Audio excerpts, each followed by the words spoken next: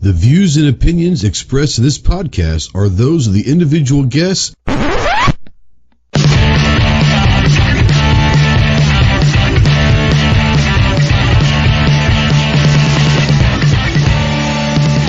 you're a sensitive snowflake that may get easily offended, then turn this off immediately. If you want to hear the real truth about the gun culture, then stick around. This is the Armed Citizen Podcast.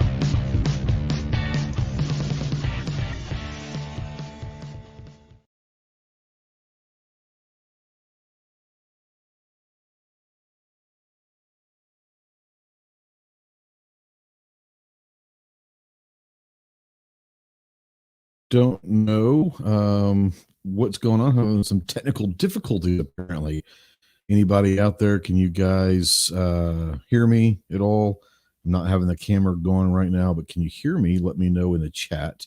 If you are out there, welcome to the Armed Citizen Podcast Live. This is episode number 215. We are live as always on YouTube and on Facebook. And if you're out there in the chat, please let us know that you can hear us. If not, then we're having a lot more problems than I thought. So, okay, they hear me. Good. All right. I'm not really sure what's been going on. It's been weird the last couple of weeks. I don't know if it's internet, if it's YouTube, if it's StreamYard.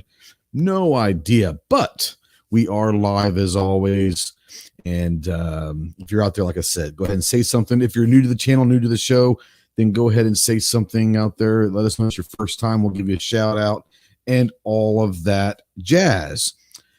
If you are a veteran or anyone really, but especially if you're a veteran and you're in that hole and you can't seem to find your way out and you're looking for help, then please text me, call me, email me 24/7. Can't give you any medical advice, but I sure as hell might be able to walk you through some stuff and help you out. If you are looking for someone that can get you into some medical advice, then please remember two things. One, you're not alone. You have a lot of brothers and sisters out here that are willing to help you out. And two, the world is a much better place with you in it. That being said, please utilize the Veteran Crisis Hotline, 1-800-273-8255. Once again, 1-800-273-8255. If you'd like to call in or text in, yes, you can call in or text into the show. Utilize the Ghost Tactical Hotline presented by our good friends Rod and Shelly Gates at Aegis Gun Care. That number is 530-364-4678. And we will see them here in less than 2 weeks at the Wanamaker Tulsa Arms Show. Let me bring in Clover in here. And looking forward to seeing them as well. So tonight we're going to talk a little bit about the match that I shot this weekend and some other stuff. Clove, what's going on, my man? You out there? Can you hear me okay? Yeah, all good. Okay, yeah, it's really weird. This thing, I don't know if it's laptop, if it's internet, if it's StreamYard, if it's YouTube, or a combination of all, but it's been really weird and glitchy. Glitched last week, and it seems to be just as weird tonight. So I have no idea what's going on, but they say they can hear me now. So that's all that Mr. F&H says that StreamYard kept muting Yankee last night. So I don't know. Maybe there is something going on weird. But yeah, you doing all right? Since you're riding shotgun this week, what shotgun do you have with you this week? Let's go with the old trusty. Let's go with the Mossberg 500, right? Oh, snap. Yeah. There you go. Can't go wrong with the old 500, you know? I guess you could, but it's a pretty steady gun. It's going to get its job done. It's nothing fancy. Nothing fancy, I guess, but it's going to get the job done. Has anybody heard from him? Anybody checked on him lately? Man, I hadn't. I don't pay it, but I don't remember any videos popping up or anyone talking about him in a long time. So I have no idea. I know, right? You just don't hear like the name that shall not be mentioned and him. You just don't hear a lot of people, and maybe it's just the circles we run in, right? I guess it could be. But yeah, now that you brought him up, and I hadn't, like I said, I hadn't heard his name in a long, long time. So yeah, anybody heard from Nut and Fancy out there? Let us know, because yeah, that's a question. I haven't heard from him in a while. Anything from him? All right. Calavera says he finished his paperwork for his CCW and now waiting to get notified to come pick up his card.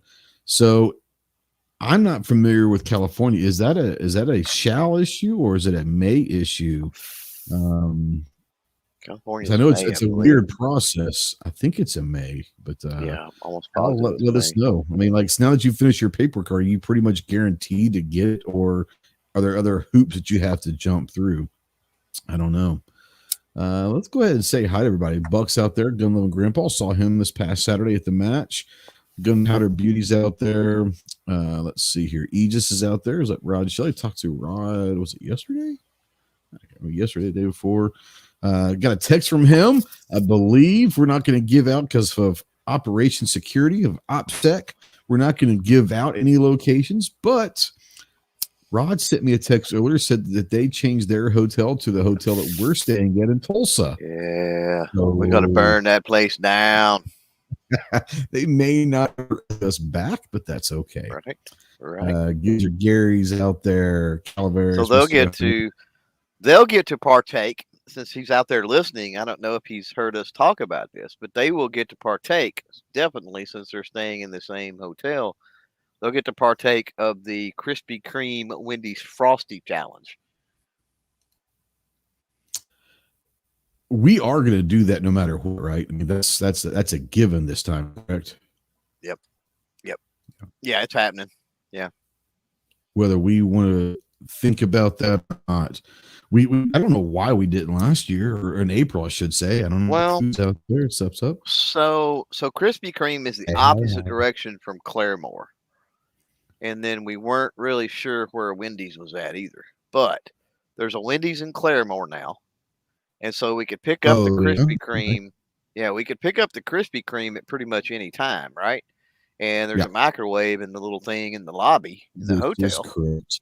So we just swing through Wendy's, pick up a bunch of Frosties, nuke the Krispy Kremes for 5 seconds, and we're good to go. Sounds like a plan to me. Yeah. I'm looking forward to that. Let's see here. I still haven't heard back from Calaveras whether he has to jump through any more hoops. So, Cal, if you're out there, let us know. Now that you get your paperwork done, is it a done deal or not? Mr. FNH says, I hear Nut and Fancy has also started on OnlyFans. And they are a May issue. Each county sheriff takes care of their own county. The sheriff's department does in-person interviews before the class and fingerprints. My understanding is once you got this far, it is a waiting game. Well, that kind of sucks. Hopefully you've got a pretty decent sheriff. I don't know. But anyways, so let's have some fun before we jump into the discussion of my meteoric rise into mediocrity in long range shooting. But we always do pretty cool polls. At least we think they're pretty cool polls. We put polls out every Thursday, Saturday, and Monday morning at 10 o'clock over on our community tab on the YouTube side. So if you want to have some votes in those, we have some fun questions. Like I said, every Thursday, Saturday, and Monday morning at 10 a.m. This week, let's see here. Speaking of Krispy Kreme, our first poll question that we put out this week is, what kind of donut do you prefer? Glazed, chocolate, cinnamon, jelly-filled, or other? This one has 936 votes so far. Clover, of those choices, obviously you can use the other and let us know what you are, but what is your favorite donut? So at any given time, I could eat just about any good donut, right? But here's key to it. The key to a good donut is a good base, right? And then that would be basically just a glazed. So ultimately, for me, it all boils down to, do they have just a good plain glaze? And from there, it can only get better. This is true. I think glaze is that standard baseline, and if your glaze is bad, then chances are everything else is going to be questionable. But yeah, I tend to agree with your assessment, at least of the baseline of a donut. If I could only, and I do love me a good glazed donut, I think everyone does, because that's kind of what the first donut you're going to have. But if I had to choose only one, it would be chocolate. I love chocolate covered, donuts. Just love them. Well, if you say, okay, glaze is the baseline, so you got to choose something else, right? Yeah. I really like the and again, it's a glazed, but I like the glazed twist with the cinnamon. Yep. If it's done right, not all places do that right, but there's something about the twist that, when they fry it up, it's got more surface area when you untwist it. That's not crispy, right? That's fluffy. And there's just something about that, and like the glaze seeps in between the twists, and I don't know what it is about that, but one of those good cinnamon twists is if you're talking a specialty donut. Sure. Yeah. Now, do you like sprinkles on top or no? No, I would prefer not. I mean, will I eat them? Yeah. I mean, like, and you get birthday cakes and everything else that has those stupid things, right? Yeah. So I don't care for them. Ultimately, if the donut is good enough, right, it can compensate. But F&H out there says blueberry glazed is where it's at. I don't think I've ever had a blueberry glazed, but that does sound pretty. I'm a big blueberry fan. I'm not a big. I'll eat a blueberry muffin or something like that, or I've been known to eat some blueberry pancakes here and there, but it's few and far between. I'm not fond of the blueberry flavor. Fu says I'm making them happy. I mean, hungry. Hungry means happy, I guess. If you're eating, I'm happy. So that makes the same thing.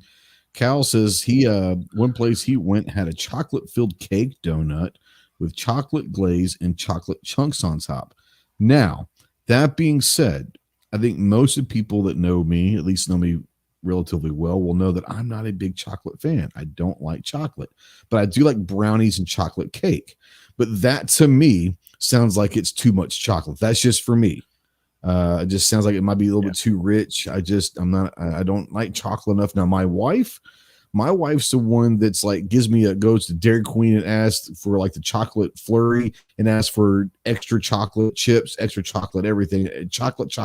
And oh, by the way, throw some chocolate syrup on top. She would eat chocolate for her only meal if she could, but that's just not me. Rich does say he concurs that blueberry glaze, say that 10 times real fast, blueberry glazed are pretty darn good. Rod says glazed old-fashioned donut. So with 936 votes right now, glazed is coming in first place with 45% of the vote. Not necessarily a big surprise there. What is a surprise to me is who's in second place with 18% jelly filled. See, I'm not a huge fan of jelly filled, but like a lemon filled, like the lemon pudding or whatever you want to call it. What is those ones like the rectangle donuts that have the chocolate and like a Long John? Cream? Yeah, those are pretty good, but I'm not a jelly filled guy at all. To me, so I got to have that tartness, I guess, of the lemon. And the raspberry filled is not terrible, but anything filled, the lemon's going to be my go-to. And part of the problem I have with like a cream filled with like a vanilla type cream, like a Boston cream or something like that, right? Sure. Is the sensation, because that is sort of the same flavor almost as the texture donut. Almost. Yeah, it just feels to me like I'm eating a raw donut, because if you had a raw donut, it would have that same gooiness or whatever in the center, and it's just for me it's weird. No, I hear you. What about an eclairs? Do you like eclairs? Mm-hmm. Yeah, I like eclairs. Yeah. So what the number two was the jelly? Jelly, and like I said, no one out in the chat at least has mentioned any kind of jelly filled, but it is in second place with 18%. In third place at 17% is chocolate. In fourth place at 15% is other, and we'll get to some of those comments real quick. And then in last place at 5% is cinnamon. So that probably would have been where I would have went. I wasn't thinking base, you know. Sure. People will mention bear claws. Bear claws. My wife is apple fritter.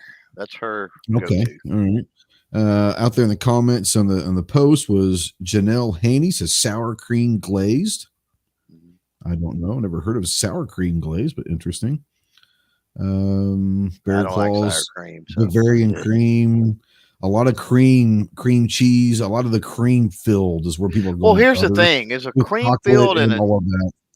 Ultimately is a filled donut, regardless of whether it's jelly or what's inside of it. You know, I guess if I was probably voting, and let's say my favorite is a chocolate cream filled, I probably would have gone jelly.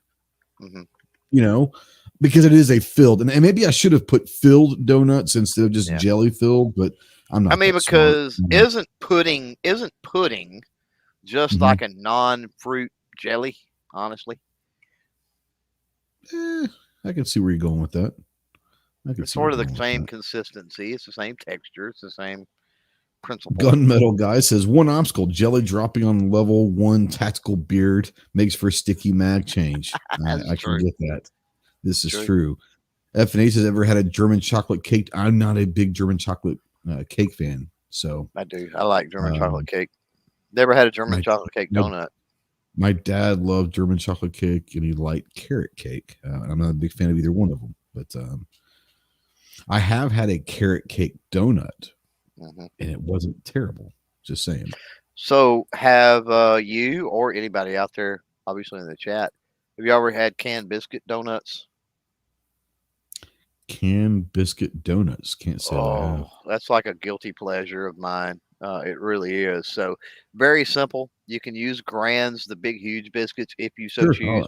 The flaky ones, I love the Grand's flaky biscuits. So get you a can of buttermilk biscuits, right?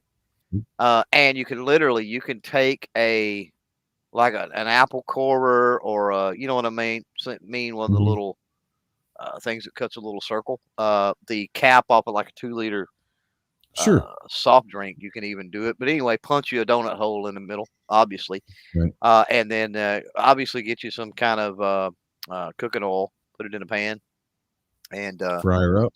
Get it hot. Yeah. And just enough, where it'll cover one side. It doesn't take a whole lot. Shallow fry. And then flip them, and it doesn't take long. So you don't want it super, super hot, right? Because it doesn't take long. You don't bake the biscuit ahead of time. It's just you put the dough straight into the oil. I do. I just throw the biscuit straight into the oil. Yeah, and then turn around. Like I said, it's not a very high heat on it. That way it cooks through before it gets just burnt. But yeah, get them golden brown. And then yank them out, put them on a rack, let them cool, and then mix you up some. I don't know the ratio. I just do it by feel, but mix you up some powdered sugar and water, and put a little bit of vanilla flavoring in that. You can put a little bit of lemon flavoring or pretty much anything, depending on what you wanted to do, right? And then I brush that on. Is how I do it. That way I don't waste a bunch. You know what I mean? Trying to pour it across there. I'll take and brush it on them, and then give it a few seconds for that to kind of crystallize or harden up. And canned biscuit donuts are the bomb. Had those growing up. My mom would always make those, and I don't get them too often now with the diet and stuff, but they're quick and easy, and they're pretty tasty. I'm about to try those out because I love those Grand flaky biscuits, man. Those might be the best canned biscuits there are out there. All right, now we've got everybody hungry. Let's kind of move on. Now this one has got 975 votes, and I knew where it was probably going to go because it was asked on YouTube.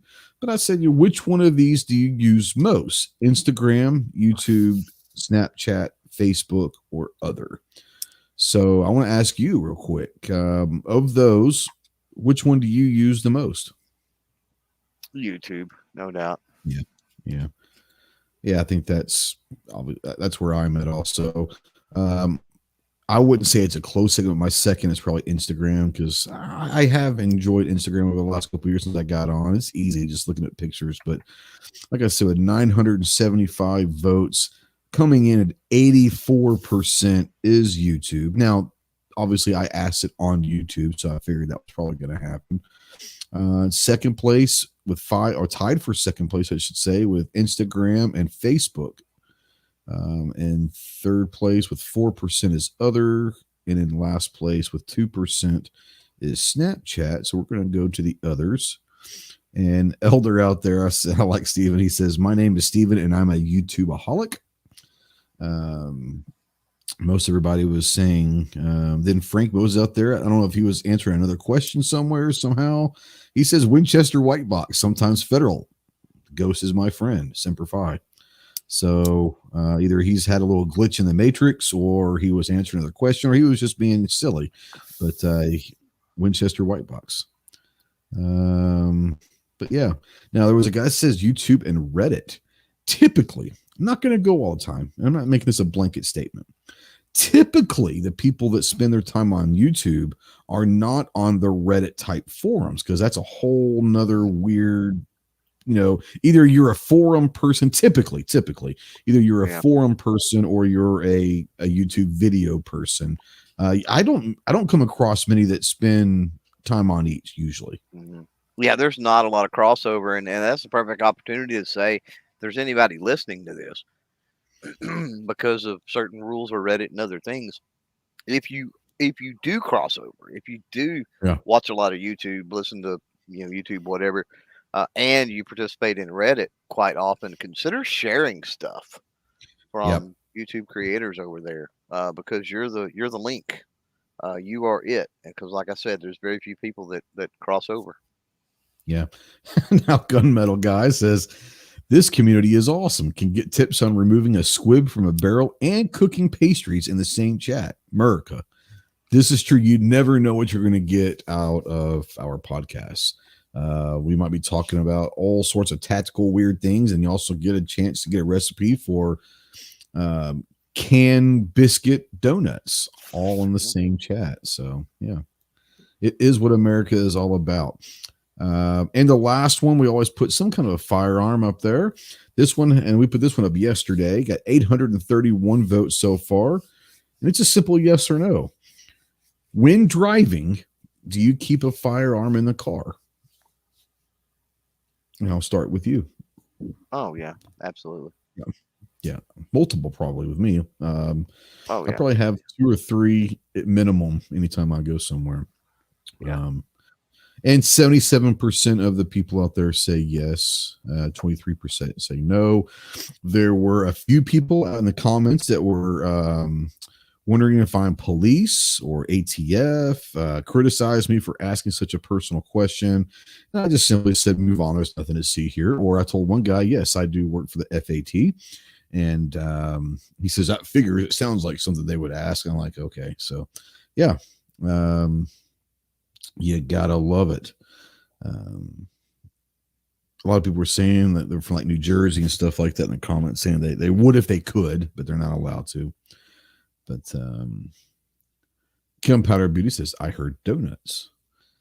Firearms, not donuts. How about firearms and donuts? I mean, honestly, guns, Wendy's Frosty, Whataburger Burger, and Krispy Kreme donut. Is that not like the perfect setting? And we can have that in less than 2 weeks in Tulsa. Yeah. Because I promise you, we will have Whataburger. I promise you, we'll have a Wendy's Frosty, and I promise you, we'll have Krispy Kreme donuts. And oh yes, there will be many guns. Great, perfect day. What were we saying? Yeah, I'd say I don't know all of that in one day or all of that consecutively, as far as all of that. Well, I don't know if I'd go consecutively. You probably get pretty sick with that, but I think within a weekend, it'd be pretty good. Yeah, I tend to, with Whataburger, I tend to go a little over the top usually when I go to Whataburger. And I'm pretty well stuffed to the gills when I get out of there. So there's no way I could go in there on the heels of Krispy Kreme or a Frosty. There's no way I could do that coming out. And I really wouldn't want to, because, you got to have the chocolate shake with your burger and stuff anyway. So Yeah. Well, I could probably go Whataburger every day. I don't know if I could go Krispy Kreme every day. I could even go Whataburger and a Wendy's Frosty every day. I'm can't not a afford to huge go donut Whataburger guy. every day, but yeah, No, here's I'm what not you're saying I saying. would. I'm just saying I could. But then Yeah. again, I don't have a Whataburger near me, so every time I get around Whataburger, it's just one of those things where I have to go back to it. But my nearest Whataburger is 3.5 hours away. So Right. Rich says you could put like those weird Canadians and put the Wendy's burger on the Krispy Kreme glazed donut. I wouldn't get a Wendy's burger. I would get a Whataburger. But some things are amazing by themselves, but you put them together just because they're amazing by themselves doesn't mean they'd be amazing together. I think that's one of them. I don't see it. I don't see it. And Calaveras, you shut your mouth. I will boot your ass out of here very quickly. He says Whataburger is overhyped McDonald's. Yeah, whatever. You've had Whataburger, I believe, when you were in Tulsa. We made you get Whataburger. And how can you could sit there and say it's overhyped McDonald's? You are outside your damn mind. I promise you. Yeah. Gun Metal says, now I do on body mobile carry more as I shared in poll. The car is moving and easily put you in uncool area within a street or two, so be prepared. Yeah, I mean, I'll always have, I know I always have my CCW and an AR in the car at all times. And there also might be another pistol, or there could be all sorts of stuff. I usually will carry 2 or 3 in the vehicle with me, especially if I'm going somewhere, like not just to the street or to the store or something. If I'm going somewhere, yeah, I'm gonna have a couple with me. Gunbowder says KFC chicken strips on a Krispy Kreme donut. See, I'm not a big KFC fan. I'm not. I love chicken. I don't like KFC chicken. I like Popeye's chicken and Chick-fil-A chicken. So I can't honestly remember. As a matter of fact, we had Popeyes last night, the night before. I can't remember. My wife and I did.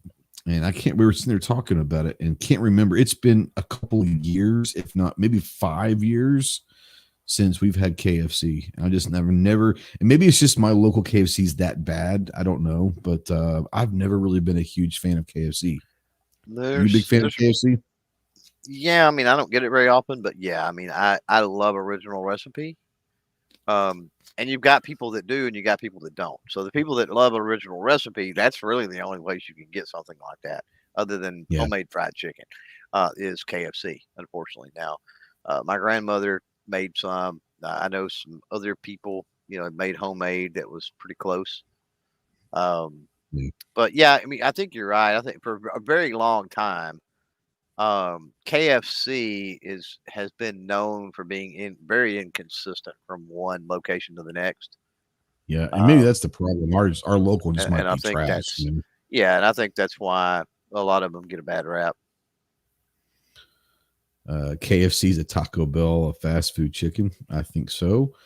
Although I love Taco Bell, so I mean I know what you're saying there, but I'm a fan of Taco Bell, so I'm not going to let you go too far. Yeah, I had the Cal new is at Gunpowder suffering from. I haven't had the new Cantina thing. No, I haven't had. Yeah, I had that the other day. Rod says that Cal is from Cali, so it must be like the trashy In-N-Out. Not gonna lie, man. When I lived in San Diego, In-N-Out was pretty damn good. It's not Whataburger, but it's pretty good. I'm not gonna lie. He said Cal just said he had Whataburger in Tulsa. Gunpowder. Jesse says there isn't a Chick-fil-A within an hour of me. Well, that's I'm sorry. Popeye's chicken is amazing. As far as like chicken tenders go, can't go wrong with Popeye's. Yeah, it's hard to beat the nuggets or the bites or whatever at Chick-fil-A though. Yeah, and the breakfast. Oh my God, the little breakfast nugget, breakfast sandwich. Biscuit. Yes, not the biscuit. Not the biscuit. I mean, the biscuit's okay, but the little bites, the breakfast bites. No, but yeah, they put the tenders in the biscuit and they cut it in fours. That's not a biscuit here. It's a hot roll here, and it's like a. Well, you're right. It is a hot roll, isn't it? Yeah, yes, you're right. It's like a buttery hot roll. But it is a hot roll. You're right. You're right. Mm-hmm. Yeah, it's so good. Oh my God! Now they're expensive for what you get for sure. Yeah. It's crazy. It's like they're like $1 a piece or some kind of crap. If you get the 4-piece, it's better to get like the 15-piece, Yeah. which is hard to eat all of it. But now I will say this about Chick-fil-A and breakfast: I do not understand for the life of me why they do not offer waffle fries at breakfast. I mean, come on. They got their Waffle stupid fries little, are damn good. they've got their And, stupid and little their hash little browns. round tater tot, hash brown, Yeah, whatever you it's want to like, call them. please, you're frying Yeah. potatoes. What difference does it make? Fry waffle Yeah. fries and be done with it. Right. No, I agree. Buck says that Ghost carries his long range rifle because he's trouble a mile away. We're gonna get into that. I don't know about that. Let's see here. Cajun guy says they all have plasticizers in them. I've heard. What's he talking about? I don't know. Different. FNH says fast foods and stuff.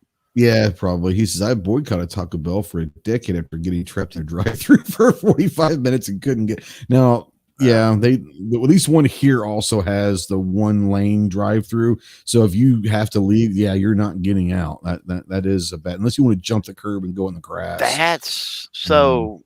He mentions that, and I don't know that I've ever been to a Taco Bell that you weren't boxed in. You couldn't even jump a curb. Yeah. There was like a hill or a barrier the or only reason another why you can building. jump the curb at mine is it's an empty lot. It's like an empty lot next door, so you could jump that curb.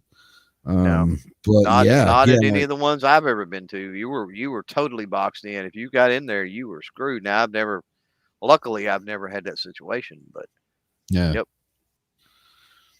KFC and Taco Bell are owned by the same company. We're very aware of that. Raising King too, right? chicken strips for the win. I'll tell you, I think Long John is correct. Yes. I'll tell you my favorite chicken tender in the world, and I'm biased. But if you live in Arkansas, then you'll know what I'm talking about. And it's a place called Harps, and it's a grocery store. It's a little country grocery store here in Arkansas. And Harps, I go there, no joke, 2 or 3 days a week for their chicken tenders for lunch. And they are hands down the best chicken tenders I've ever had anywhere in the world. Popeyes, as far as fast food, Popeyes for me is by far number one. But if I could just have one chicken tender for the rest of my life, it's going to go from Harps. And if you're from Arkansas, then you know about Harps, especially their chicken. It's unreal. Mandatory Carries out there dropping a bomb. $5 super chat. Thank you, Mandatory. Just keep fighting, build a get home bag. Remember that number 9 or 17 is coming. Iran created the coronavirus and framed China, and there are 4 lights. So thanks to my buddy out there. As you guys know, we don't ask nor do we encourage super chats, but all of them go towards sending care packages to our troops overseas. So thanks. He says, don't read that. I just did, brother.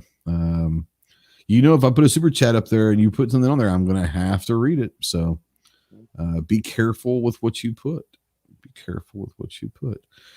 Aegis says, Ross says, Raising Cane chicken strips for the win. That must be an Idaho thing. Have you ever heard of Raising Cane chicken strips? Yeah. Okay, so it's not just in Idaho, I guess. I don't know who they are. Yeah, they're all over the place. I don't know exactly where all, but okay. Yeah, I've never heard of them. There's another one that's coming in the state the last 5 or 6 years, I guess, called Slim Chickens. It's not bad. Not bad. Yep. They got a Slim Chickens in Tulsa. Yeah, they do. A buddy of mine used to own about 4 or 5, and he sold them a couple of years ago. Honestly, right before the pandemic, he kind of got lucky in that, I guess. But yeah, Harps is good. Buck says, yep, I'm sorry, Mandatory Care. I didn't see you don't read it until after I read it. So like I said, I'm really not that smart. Man Against the Masses says, I tend to support local eateries rather than chain restaurants. I do too, except for here in my hometown, there's only a couple of them that are worth anything. We've got a Mexican restaurant that's pretty decent. We've got it's called Smokehouse, and it's kind of like a diner, which is great because I love diner food. And then there's an Italian restaurant that's okay, but if you're in the craving for Italian, at least you've got one. But there's really not a whole lot of great restaurants here. So we cook a lot here. I say I cook every now and then. My wife cooks a lot. So we eat a lot of stuff at home, but when we do go out, especially to a town that, like, we don't have Popeyes here, we don't have Chick-fil-A here. So if we're somewhere that has a Popeyes or Chick-fil-A, we're probably going there because we don't get it very often. So Rod says Louisiana and Texas mainly. It must be maybe in South Texas too, because I haven't been in Dallas in a long time as far as living there, but I don't remember ever having that in Dallas when I was there. But who knows? I think they're kind of newer. Okay. So, oh, that's right. Now, Bug says Zaxby's is. Now, I don't know if you've ever heard of Zaxby's. Zaxby's is good, but I'll agree it is way overpriced, but it's very good. But I'm not going to pay, $15 for a chicken tender dinner. You were talking about the diners. There used to be a chain of them around here, and always a lot of truckers and stuff there. And so they always kind of got a bad rap and bad reputation. But amazing, it was called the Pit. They were called the Pit Grill. And I'll never forget, because it was just like a diner. They had just about anything you would ever want to eat, right, on the menu, all made to order. And you could order anything at any time of the day or night, right? They were open 24/7, 365. And they always offered it. And I don't remember the cost now, but they always offered an all you can eat. And you could literally go in, and it was a little bit pricey, right? And I want to say it was like maybe $7.99 or $9.99. Now, this has been decades ago. They haven't been around for a very long time. Ain't bad at all. But it was all you can eat, literal. You could have the smothered pork chops, and then turn around and have a burger, and then turn around and have pancakes, and then, you know what I'm saying? And all you had to do was at least try to finish most of your plate. You know what I'm saying? They weren't really a stickler on it if it was certain things you didn't eat or didn't like, that type of thing. But as long as you ate the majority of it on the plate, they'd let you order another go. But I'm telling you what, I never was able to close the place down, because a couple of plates was about all I could handle, no matter what I got. Yeah. Our little diner here is called Smokehouse, and it's Monday through Thursday. It closes like 10 or 11. But Friday and Saturday, maybe even Sunday, it's open 24 hours. And but yeah, you can get breakfast stuff all day. You can get dinner stuff all day. I mean, you can get, whatever. They've got Philly cheesesteaks that are great. They've got a loaded baked potato that's enormous called the Betty Spud. It's great. Everything. I haven't had a single bad meal in 19 years that I've lived here going to that place. And it's kind of our go-to. Like, we can't figure out what we want. Hey, let's just go to Smokehouse, because we can get kind of whatever. So love Smokehouse. Let's see here. Man Against the Masses says there is no true nightlife in my area. A shit ton of restaurant stuff. See, our town's a small town in rural Arkansas. Our town shuts down basically at 9 o'clock at night. I think like the McDonald's and stuff stay open to like maybe 10:30. Even the Walmart, since the pandemic, used to be 24 hours. Now it shuts down at 11. I don't know if they'll ever go back to 24 hours, to be honest with you. So I don't know. There was something up here that I just saw. Oh, you were talking about Long John Silver's earlier, and Rob out there says just had fish and chips from a local place. It was good. Are you a fish guy? Do you like the old fish and chips? Like the fast food fish stuff?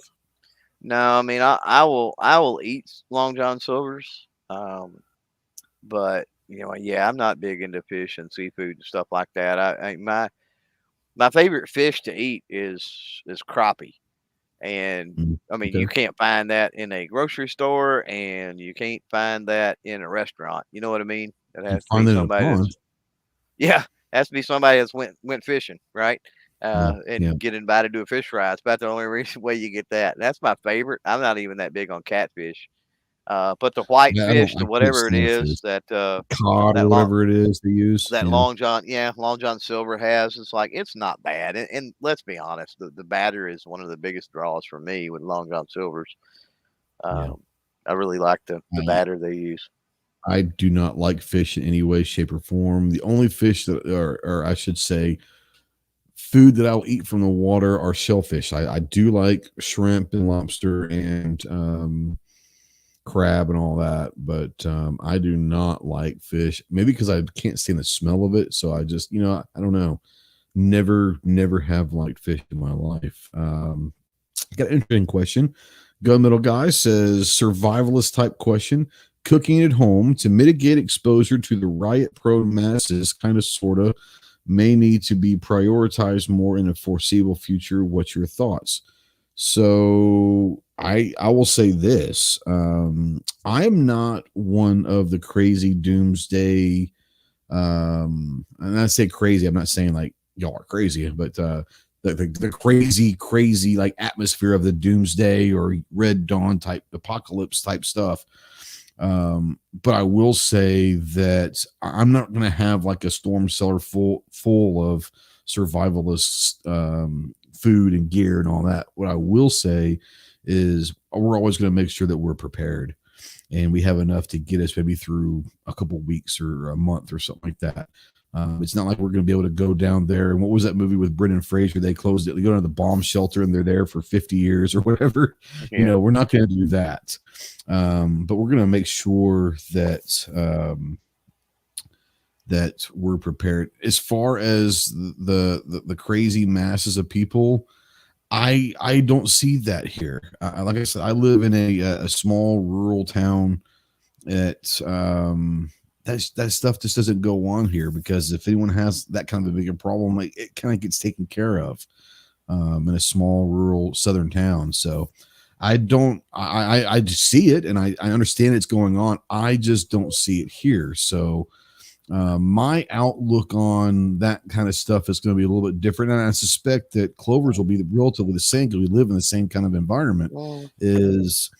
I don't get involved with as much as that stuff because of where I live. And if trouble were to come towards this area, trouble's going to hit the county line in any direction of this county. And it's going to run into, it actually hits a state line, to be honest with you. It's going to run into a lot of stuff. So I don't worry about that, but we're always going to be prepared. We're always going to have water.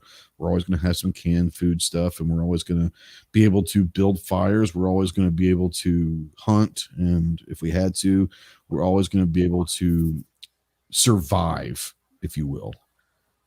What about you guys? Kind of the same situation as us? You read that question completely different than I read that question. Maybe I just misunderstood. You went off down the prepping and like. Well, he said survivalist type question, and he says cooking at home. So I was focusing more on millennials or young people that just don't know how to freaking cook and they just eat out all the time. Well, first of all, you're wasting money. Because I guess I got fixated on the survivalist part of it. Yeah, but I did the math, and especially on the dieting and the things that we do, and not dieting in the sense of necessarily weight loss. It's more of a lifestyle type thing, but there's it's cheat days if we go out to eat because you can't hardly eat anything fast food anyway.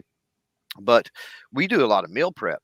And so I did the math. We ate, I told you I was eating the last burger the other night. And I made like 18 half-pound burgers, stuffed burgers. These are stuffed burgers, not just burgers, on the smoker. And all that stuff in there. 18 of them stuffed with cheese, stuffed with onion seasoning, a little bit of sugar-free barbecue sauce mixed in there to give it a little moisture and some other things, and bacon and, all stuff. And I was able to do 18 of those for like $26. Yeah. Which sounds like a lot, but what does it cost you to go out to eat? And we ate good hamburgers for like a week off of that. You know what I mean?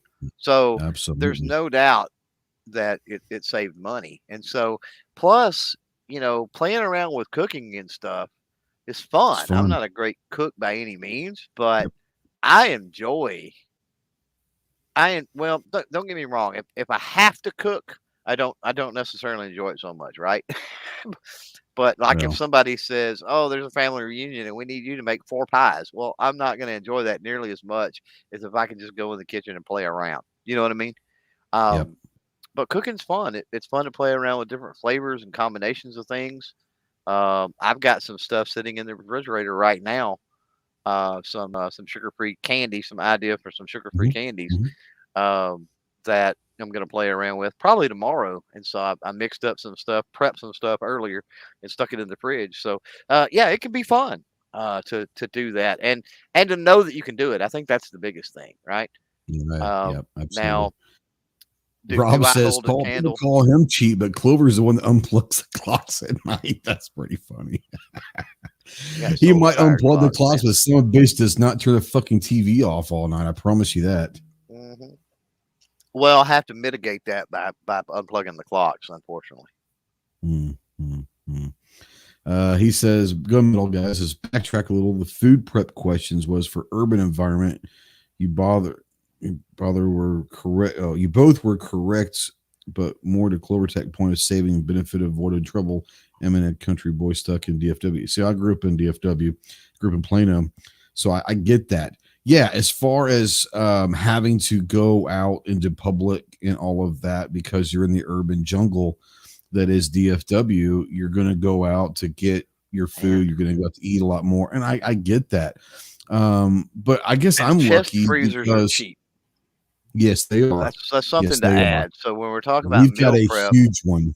Yeah, we got a there's lots huge of deep freeze. things I mean, even a small one. I mean, for somebody that just one needs to put up some food. You're not talking about a apocalyptic scenario, right? You've got Yeah, electricity and you've got all this other you're not stuff. putting a full deer and cow in your Right, freezer. right. Well, it's one of them situations where you may need enough food in your house or whatever to Mhm. get by for a couple of weeks maybe because till things settle down or whatever the case may be. And so you can pick up a little chest freezer for less than $200. I see them pretty Yeah. regular. Um, and talking about the meal prep, one of the things you can do really cheap, and you can do a lot of it. It's like homemade pizza. Oh my God, it's Yeah. so cheap, I do. We do pizza toast a lot on Texas toast. and that will Phenomenal. freeze really well. Mix it up, slice it into individual portions, Hmm. put it in bags and freeze it, and all you gotta do, throw that stuff in the microwave or even on a flat iron or something, and warm it up, Hmm. and you're good to go. Buck says that eating a good stuffed hamburger and then eating a regular burger is like going to Wanamaker and then going to a regular gun I show. This guarantee is you. true. I This guarantee is you. true. Mandatory carry. So speaking of which, when is Wanamaker? It is next, not this coming, Next but weekend. it'll be like the 13th and 14th of November, a week from this weekend. So about 10, 12, 10, 11 days from now. So yeah, Yep. it is great. Yeah, well, the good thing about as far as food goes, when my wife cooks, my wife is an amazing cook. Um, she doesn't use recipes. She's just can literally go in. She's one of those people that can go into a pantry and just say, "Here, grab these 5 items," and she'll figure out a way to make something great out of it. She's that good, but she also isn't one of those, and you know what I mean when I say this. Cooking for more people, a lot of people, is easier getting the spices right and the taste right than it is cooking for 2 people. Yes, And definitely. so she cooks, and we have leftovers for we eat whatever she cooks, whether it's a soup or whatever. It's going to last us at least 2 days, if not 3, because there's just the 2 of us. So Yeah. that is another good thing about cooking more than you can buy in bulk. You can do all of this and save money in bulk, and then cooking in bulk also can save money because you can eat on that one meal that costs you $10 at the grocery store for 3 days. Now that Right. meal costs you, $1.50 a piece a day. So that ain't bad. No. But yeah.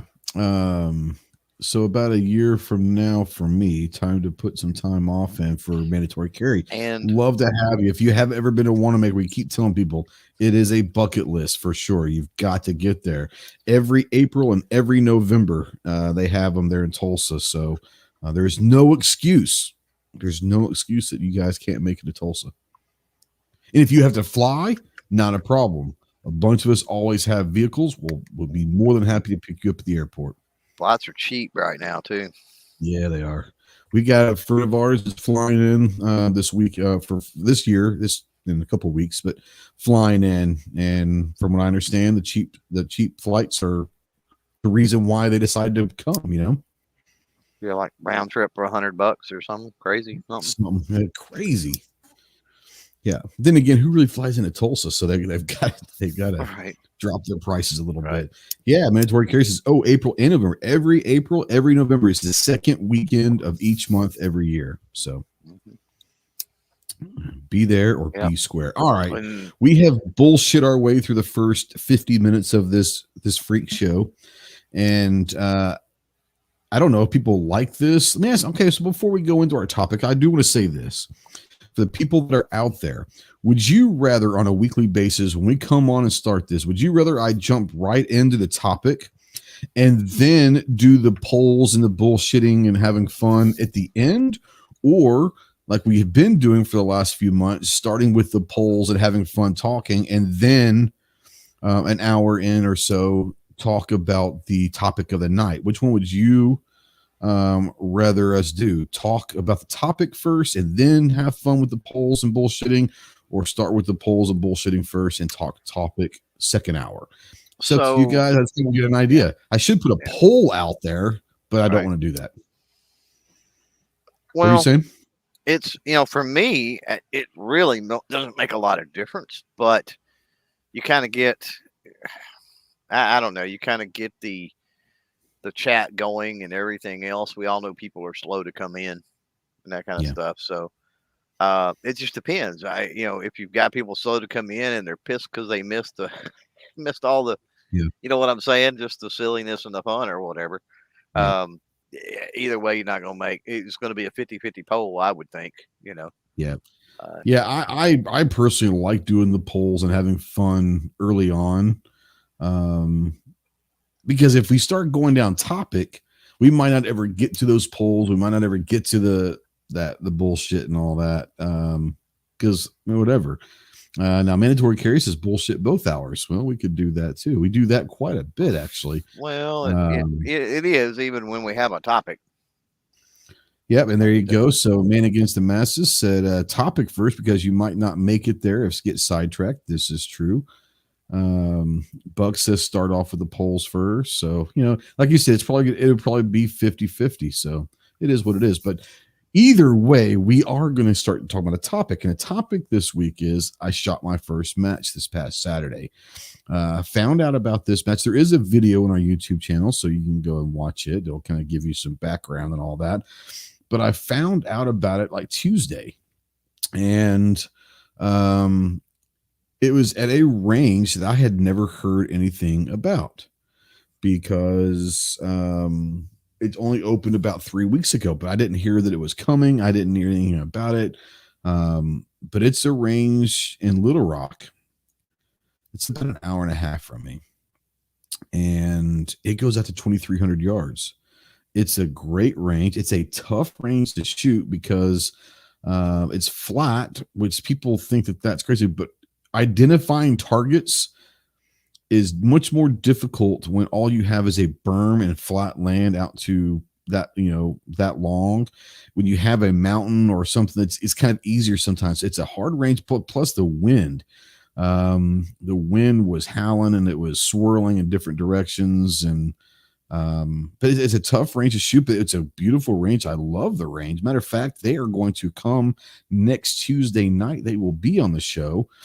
Confirmed that this weekend. And the range is called Twisted Barrel Precision. And it's great. It is wonderful range. Look forward to shooting a lot more down there. But anyways, so they opened up like October 1st. So they decided to have a little local match. They wanted to kind of get their feet wet and see how running a match. They wanted to introduce the range to a lot of people. More importantly, they wanted to see, is this something they wanted to do on a monthly basis, having monthly, local matches, club matches next year at the range? I think the answer is going to be yes, because there were like 50 some odd shooters that showed up, which is awesome. for a range that no one knew about. And there were people coming from out of state, which is really cool. And I think having a range goes out to 2,300 yards, which is, well over a mile. It's just under a mile and a half, probably, a mile and what, 2/5 or something like that, wonderful, wonderful range. So I decided, I didn't have enough ammo. Only had about 60 rounds, but as I try to find real quickly, really try to find quickly some extra ammo. Couldn't get it here in time. Nothing was local. Talked to the guys down at the Twisted Barrel. He says, I think we've got some 6.5 Creed, but they only had like 143 grain and something else. I used to shoot 140 grain for the match ammo. And so that wouldn't have worked. So I knew, anyways, I went there and was a little nervous. I'm not going to lie. It's been a long time since I've been nervous about something, but I was a little bit nervous about shooting my first match. But I do want to send a shout out to my daughter and to Gun Loving Grandpa Buck. Buck came out and showed up and supported and helped film a couple stages for me and all that. But it was nice to see him. Yeah, it was interesting because in our squad, we have a young man who's a couple years younger than my daughter, who's a very accomplished, I think like national champion shooter as a junior and all of that. Very accomplished shooter in different disciplines and all of that, and great long range shooter. And he was the one that kind of told me, says, "Hey, let's come shoot whatever ammo you have, just come shoot." It's like, okay, cool. And then there was like me and like 3 other first time shooters. And so that's kind of cool. So we had a bunch of newbies in this squad, and Jack was great the whole time. He helped me and everyone else. He was amazing. Great kid. But yeah, so we get there. The first couple stages, I didn't hit shit. First stage and a half, I did not hit a target. And it wasn't like when I got there, it's like 6:30. And by about 7:10 or so, it got light enough to where we could zero, And so I just verified 0 and everything was good to go. No problems whatsoever. Get to the first stage, did not hit a target. Not one. I'm like, what the hell? And everyone's like, man, you weren't even close. I was like, what? Because you weren't even close on some of them. I'm like, that's crazy. So I'm thinking maybe it's me. I'm jerking. I'm nervous. So maybe, I don't know, but it must be me. So I get to the second stage. And the great thing about being a new shooter, they allow you guys to tell us where our impacts are and where our misses are. Say, hey, hold it, hold maybe a couple tenths more right than you have it set or whatever. So, anyways, it was great. So I'm sitting there in the second stage, and he's like, "Boom, okay, you're off. Hey, come right 2 more tenths." It's like, okay, so I go hold it 2 more tenths. He goes, whoa, like you were 8 feet left on that one. I'm like, what? And so I stopped shooting. I was like, what is going on? It was really, really strange. And then we kind of started looking, and he's like, something's off. My scope base and my rings were loose. And I talked to Clover about this, and I used the red Loctite. I don't know if Loctite, Clover might be able to help me out with this, but I don't know if Loctite having like a shelf life of when it doesn't work anymore. But I use red Loctite on everything, and it was fine when I zeroed. And then by this first and second stage, it was all over the place. So I don't think the scope mount is going to, it's a loophole. So I'm assuming that's going to be, it was relatively expensive for a rail base. So I don't know if that was a problem, but maybe it was the screws that I was using. Maybe it was a Loctite. I don't know. But have you ever heard of anything like that? Loctite absolutely has a shelf life. Okay. Well, I've had it for a while, so maybe that was it. Yeah, probably unopened a couple of years. I would say it could go not being open. But once you open it, within a year, it's going to be worthless. Yeah. So yeah, Guns Markey loose scope. Yeah, I had a really loose scope. But not only was the scope loose with the rings, but the base was loose. So you can imagine. So I'm freaking out here. I'm going, what the hell? Blah, blah. So they go to the third stage. I was like, look, guys, I am not going to shoot this next stage. I'm going to go down to the 0 range, which is the other far end of the range, and work on this, tighten this stuff up. So I have my tools and all that, tighten all this stuff up, and then I'm going to have to re-zero and see how close it is or whatever. And so they're like, no problem. So I walked down there, got tools out, tightened everything up, and it was crazy. Like almost all of the screws were loose, not like coming out, but they were loose. And then even on the mount, the rail mount, were loose.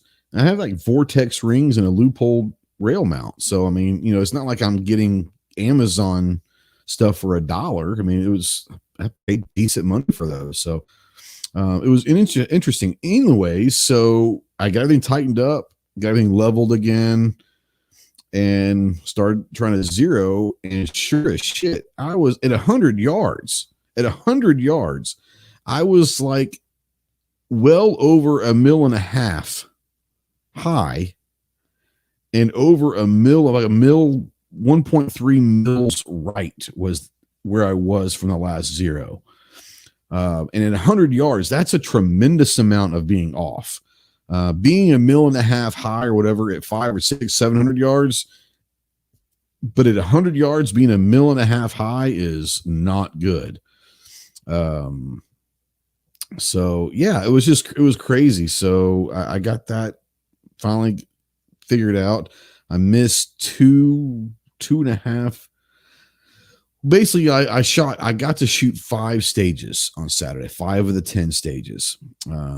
Between, I should say I shot the first 2 stages, but crazy shit happened, so I don't really count those. But yeah, I had fun. I was very pleased once I got everything straightened out and tightened and fixed. I was pleased at how I shot. I probably had, I don't know, Buck can tell you, maybe a 60% hit rate, which isn't bad considering. But I really enjoyed it. I had some good hits. But yeah, I mean, I definitely learned a lot because I went in there, I was nervous. I made a lot of rookie mistakes, whether it was physical stuff where I put bags and different stuff like that, or mental rushing some shots and all of that. Most definitely made a lot of rookie mistakes for sure. But the great thing about it is I learned a lot of what not to do. So in my next match, I know I will be prepared for those. I was very happy that the last stage that I shot was out at 780 yards, and we took about 10 shots out at 780 yards. I got about 8 off, which I was trying to in my mind. And I talked to you about this, Clover, but my mindset is if it's a 10 round stage, I want to get half those shots out with good hits, and maybe if I get more than that, great. And I think I got maybe 7 or 8 shots out, and I think I hit 4 or 5 at 780 yards. So very happy about that. So I know that the rifle is good. I know that the scope is good when it's in working and it's put together right and everything's tight and everything's good to go. The rifle and scope are good to go. They can do the job. One of the biggest issues that I had is I had ordered a muzzle brake, and it was supposed to be in before the match. Showed up yesterday. So would have been nice to have that just for recoil management and muzzle rise to where I could be able to see impacts or see misses. My barrel jumped quite a bit without that brake on there. A lot of guys were running suppressors, and I get that. I'm not a big suppressor guy. I'd rather run a brake than a suppressor. That's just me. But let me ask you, when it comes to, this is not my first competition. I shot pistol competition for it, but this was my long range debut. But, Clover, you've been doing competitions and different stuff and been around, whether you were shooting it or coaching it or whatever, running matches. When it comes to first timers, I would say that I felt good because a lot of guys say, hey, you make the same mistakes we all make first time. And I'm assuming that, in most competitions, you're probably going to get a lot of the same mistakes from every first time. They make the same basic kind of mistakes, do they not? Yeah, no, all the time. Got Rogue is jumping in. What's going on, Rogue? How are you? Okay. Helps if I unmute the mic. Well, it would help probably. Yeah, sure. A little bit. It's been a long day. How you guys doing? Just talking about that match I shot this weekend. So yeah, I'm kind of jealous about that. I had a blast, and although I had a lot of stuff happen to me, a lot of it self-inflicted, but some of it was not. I did not get down. I did not let it ruin my match. I kept plugging. I tried to work the problem, whatever the problems were, try to fix mistakes that I was making both mentally and physically. All of that stuff, I kept on grinding, trying to get better, which is only going to help me in the future, I think. Well, I mean, but and yeah, that's what first matches are about, though. The first matches are all about learning about what you don't know yet. Yeah. AWAG says use Vibratite BC3. Been using it for 5 years and works better than Loctite. His 300 Win Mag had the same problem.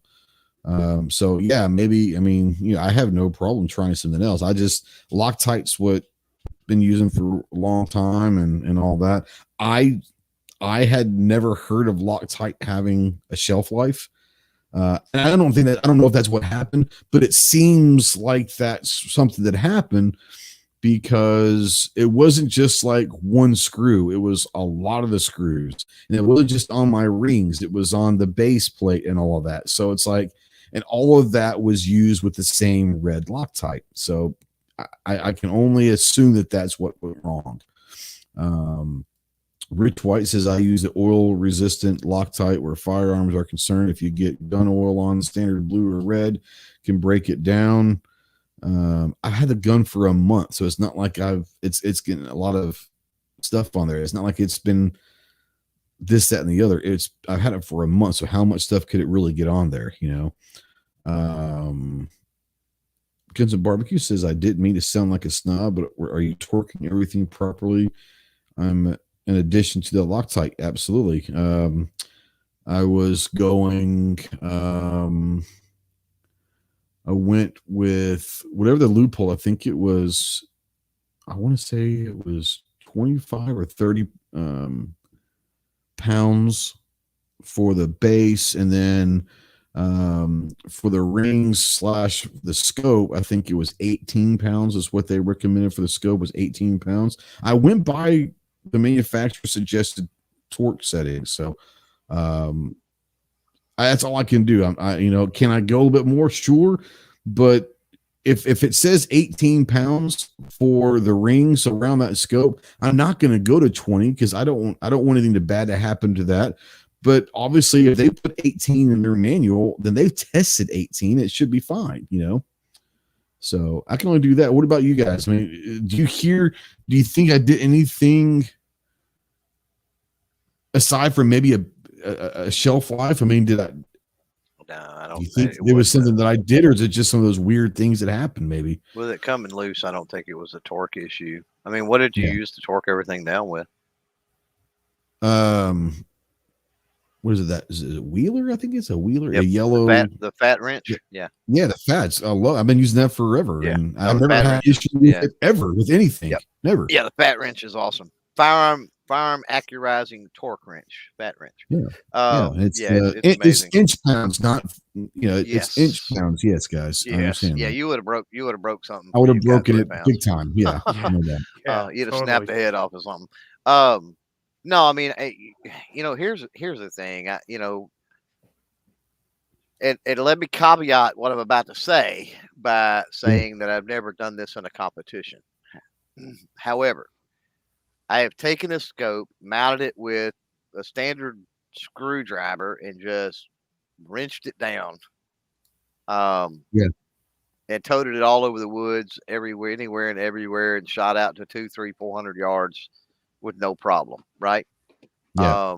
And we're talking about kills on a deer, kills on a pig. So you're 6 to Yeah. 8 inches at that kind of range. So you're well beyond MOA anyway. Yeah. And never had an issue. So probably more so a Loctite, and maybe it didn't set properly. And so and the AOA Loctite, says there could have been some oil remnants on the parts when you add the that's true Loctite. too. Yeah, There yeah, very well could have been, man. I yeah, mean, very well could yeah. have been. I like to clean my screws and stuff with like an acetone or something really good and like a Q-tip. And then that way they're dry, except for the Loctite, right? There's nothing on there. Well, and that might have been my mistake because I literally got these Vortex rings, right? Mm-hmm. And the loophole rail base. Literally took them out of the package and installed them, thinking they're brand new, everything's good. But I didn't think about the screws possibly having some kind of oil or grease or something from the manufacturer, so they maybe not rusted or something in transit. Who knows? I didn't think about that, so that very well could have been the case. And it don't take much. I mean, a thin but film. Shooting for last month though, and nothing, and they never came loose the last month. Maybe it was the temperature change because they did get cold in the last week. I don't know. Does that usually have anything to do with it? Yeah. Oh yeah. Temperature's going to make metals and different things expand and all of that. But what it sounds like is that it was potentially a little bit of that. Like I said, if you have if that Loctite had been open for months, especially. I've had it for a couple of years, So yeah, well, it probably didn't set. More than likely, it didn't set properly. Because you only use a little bit of a dot of red Loctite for anything, so a bottle goes a long way. Yeah. If it doesn't set properly, it's basically a lube. You know what I mean? It's basically a grease if it never sets. So, and then, it's just a matter of time and everything else from moving it here, moving it there, and moving it around. Yeah.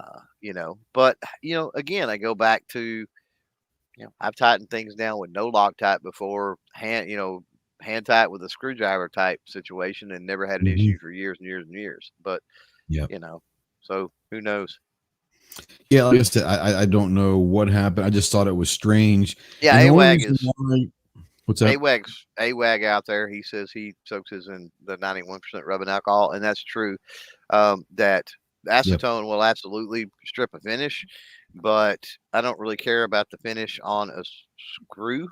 Now the screw head maybe, but I don't clean that part with acetone. So I just wanted to copy. He's right. I don't want anybody. I don't want anybody putting acetone on their receiver or something. Just don't do that. People sometimes use fingernail polish remover. You can please get the non-acetone fingernail polish remover. Acetone on a firearm could do some serious weirdness. So, and I'll tell you what, in a pinch, use it for years. Fingernail polish works pretty good in place of Loctite. I never thought about that, but I bet you it probably was. It does harden up. It does. Yeah. At least it gets you to the next Loctite that you have a chance to. I don't know that I would. I don't know that I would trust it for a match. Right. But just general person out there with the scope and they're hunting or whatever. Yeah, just get. And I'll tell you this much too. Here's the thing: fingernail polish doesn't go bad as quickly, either. Yep. There you go. So there you go. Yeah, it was just one of those. Anything that kind of could go wrong, which is not like I said, it's not a bad thing. Because I went through a lot of the growing pains in the very first match. I'll continue to go through some of them. But I did the same thing when I started IDPA and started, hey, I want to cut out, instead of having 6 mental mistakes, I want to cut it down to 3 this time. And then cut it, whatever. And, and the funny thing is I didn't come in last. I literally shot half the stages of the match and I finished ahead of 5 people. So, my wife made fun of me, says they probably just didn't show up or something. I was like, but considering I felt good of how I shot once I got everything up and running. So I know it's there. I know it's in me. I hit out to 800 yards 4 out of 7 shots that I took that stage. So with a pretty crazy wind. So I was happy about that. I know that the rifle is good. I know that the scope is good. I know that I've got to get some different bags. I need to get the muzzle brake. I've got to get some stuff that I think will help. Interestingly enough, with the production rifle that I'm shooting and the production division that I'll be shooting, my rifle comes in at about 14 pounds. Now, you look at the guys that are all winning this thing, including Zach. I want to say this out to Zach. He came in 5th out of the 50 shooters. And he came in 5th while basically being a parent to 4 first-time shooters in his squad. And he helped everyone. He was awesome and still was able to, when it came time for him to shoot, was still able to come in and get some great shots in. He came in 5th in the match, which I think people coming in 5th in that match is good, but much less babysitting all day also. So a big shout out to Zach. He did a great job. But his rifle weighs like 29 pounds. He's using the heavy barrels. He's using the different stocks and chassis that are weighted down. They probably have weights on their guns. Obviously, the more weight you have, the recoil management will be better and all of that. But his rifle literally weighs twice as much as mine. And I think he said he was shooting 6 Dasher. I think he was shooting 6 Dasher. But yeah, it's amazing when you start seeing these guys' rifles that are competing to win all these things, and they're all, $8,000 to $12,000 rifles and $3,000 to $6,000 scopes and all of that. It's crazy, but you start kind of looking and seeing, hey, what kind of barrel? Because I'm not there yet. But like, what kind of barrel are these guys using, or what kind of stocks are these guys using? What kind of actions are these guys using? What kind of optics? This, that, and the other. What are they using? Because, and it seems funny, but I'm sure you guys know this as well, but you start looking at different disciplines, and the guys that are competing every week to win all these things are all using a lot of the same stuff. So there's something to that, yes, you're going to spend some money to get to those. But the gear does help. And I think the one thing after next year, I did talk to a lot of them about the Bergars. Yes, the Bergars are great and the action's really good and this, that, and the other. And I like the optic. I think the one thing that my first upgrade will be after next year, since I do want to shoot production, is probably going to a heavy barrel. I think that'll probably help a lot. But man, some of these barrels they're using are, and they weren't even using the crazy expensive. Some of them were. I think Zach's was like maybe 400, 450. Which when you're talking about competition barrel, heavy barrels, that's not really that much. I've seen them go for a lot longer. But I think it's like I can't remember, Brightline, BREITLIN or something like that. Brightline, something like that. Have you heard of that, Clover or Rogue? The barrels. That's what he was using. It was a heavy barrel. Let's see here. Bright barrel. Can you hear me okay? Yeah, Bartlett. Yeah. What is it? Bartlett. How do you spell B-A-R-T? I don't know if that's how it's pronounced. Yeah, I don't know. Bartlett. It was start with a B, is what he was saying, but I don't know. But yeah, his rifle weighed like 29 pounds. And, obviously, the more weight, the more stable that firearm's going to be. It's just like anything else. That's why a 5-inch barreled handgun that's a little bit heavier, like a 1911, is going to be a lot more stable and probably a little bit more accurate than a 3-inch, subcompact pocket gun. It's just what it is. But yeah, yeah, go ahead. You had the issue with torquing down and locking optics in and all of that. Mm-hmm. So yeah, hang on a sec.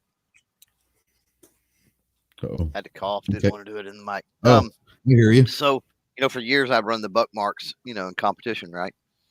So you cannot, obviously, because that all has to be disassembled in order to clean and stuff, right?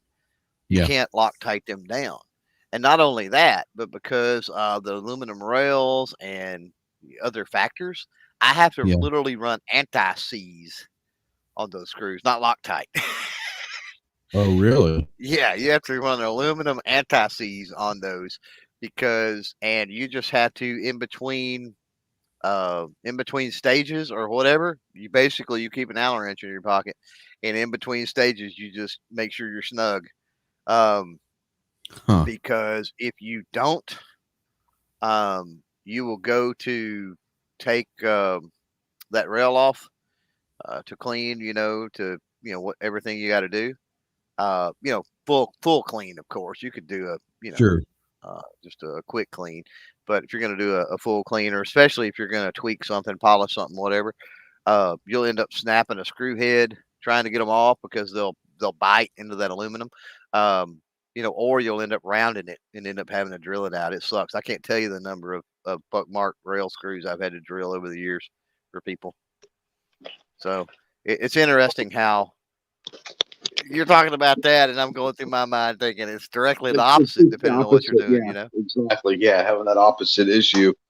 It was just one of those things where, like I said, I mean, it was just weird to me because when I was at the zero range, and that whole month prior, shooting, everything set up and shooting and all that, never had an issue.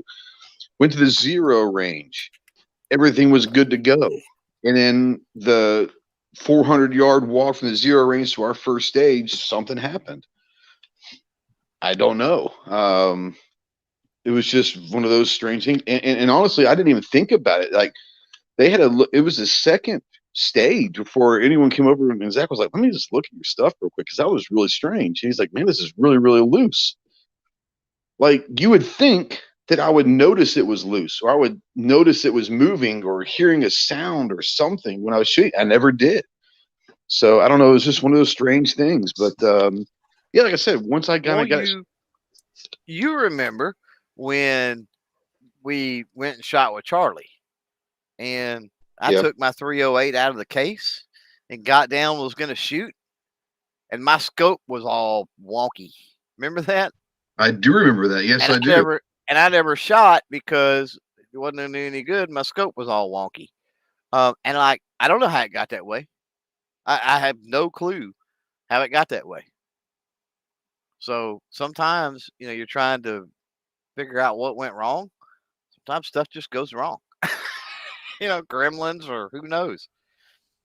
Well, it was so funny because one of the guys in my squad, he's like, where did you park? And I was like, I parked down there by the 100-yard range. He says, okay, we went to the safety brief and all that. Where was your rifle? And I was like, right there by my truck. He says, on the ground outside. And I was like, yeah, but the other 11 other vehicles that were there had theirs right there also, and we were only maybe 50 yards from the vehicles for the safety brief. But he was saying maybe someone messed with it. Why would they mess? Like, if you're walking, no offense, if you're walking by 10 vehicles, 9 of them are from out of state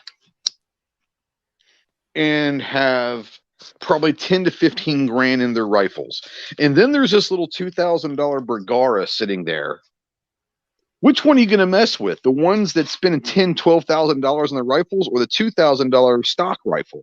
I'm not messing with the stock rifles. I'm probably not worried about that guy. But maybe, and I don't think anyone did that. I think just something happened. Like I said, it was just one of those weird things that happened, and it is what it is,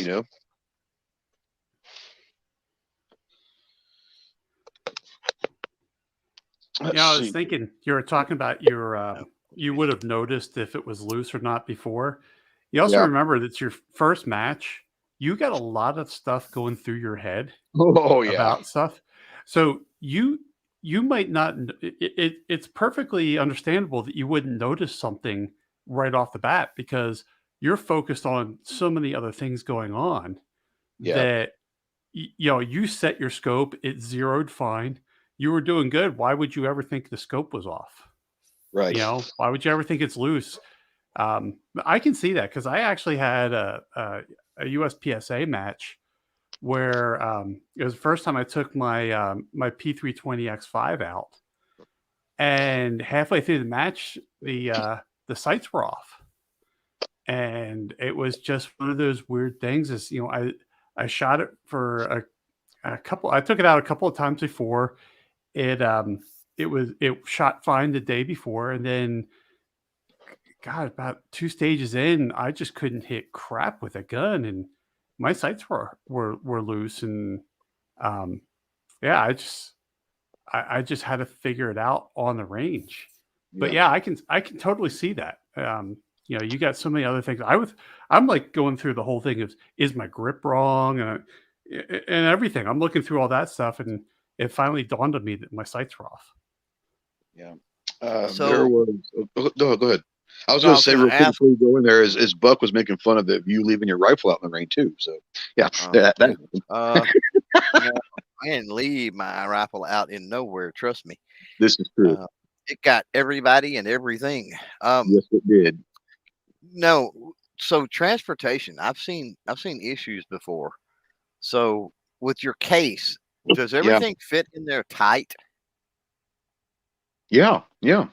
Okay, because I've seen people that have custom cases and different things, and literally they're slop, and they move it, and the rifle goes tonk tonk tonk tonk tonk. And I mean, it's like, I get the whole idea of a custom case, but if it doesn't fit tight, that's not worth what I've done is I actually laid out everything that's in the case, and then cut the foam so that the rifle and everything out there sits inside the foam. So I mean, it's tight, But it sits up above the foam enough that the lid and everything puts pressure on it to hold it, right? Sure does. Yeah. So my next thing, did you I'm guessing you transported it in the very back of your Hummer?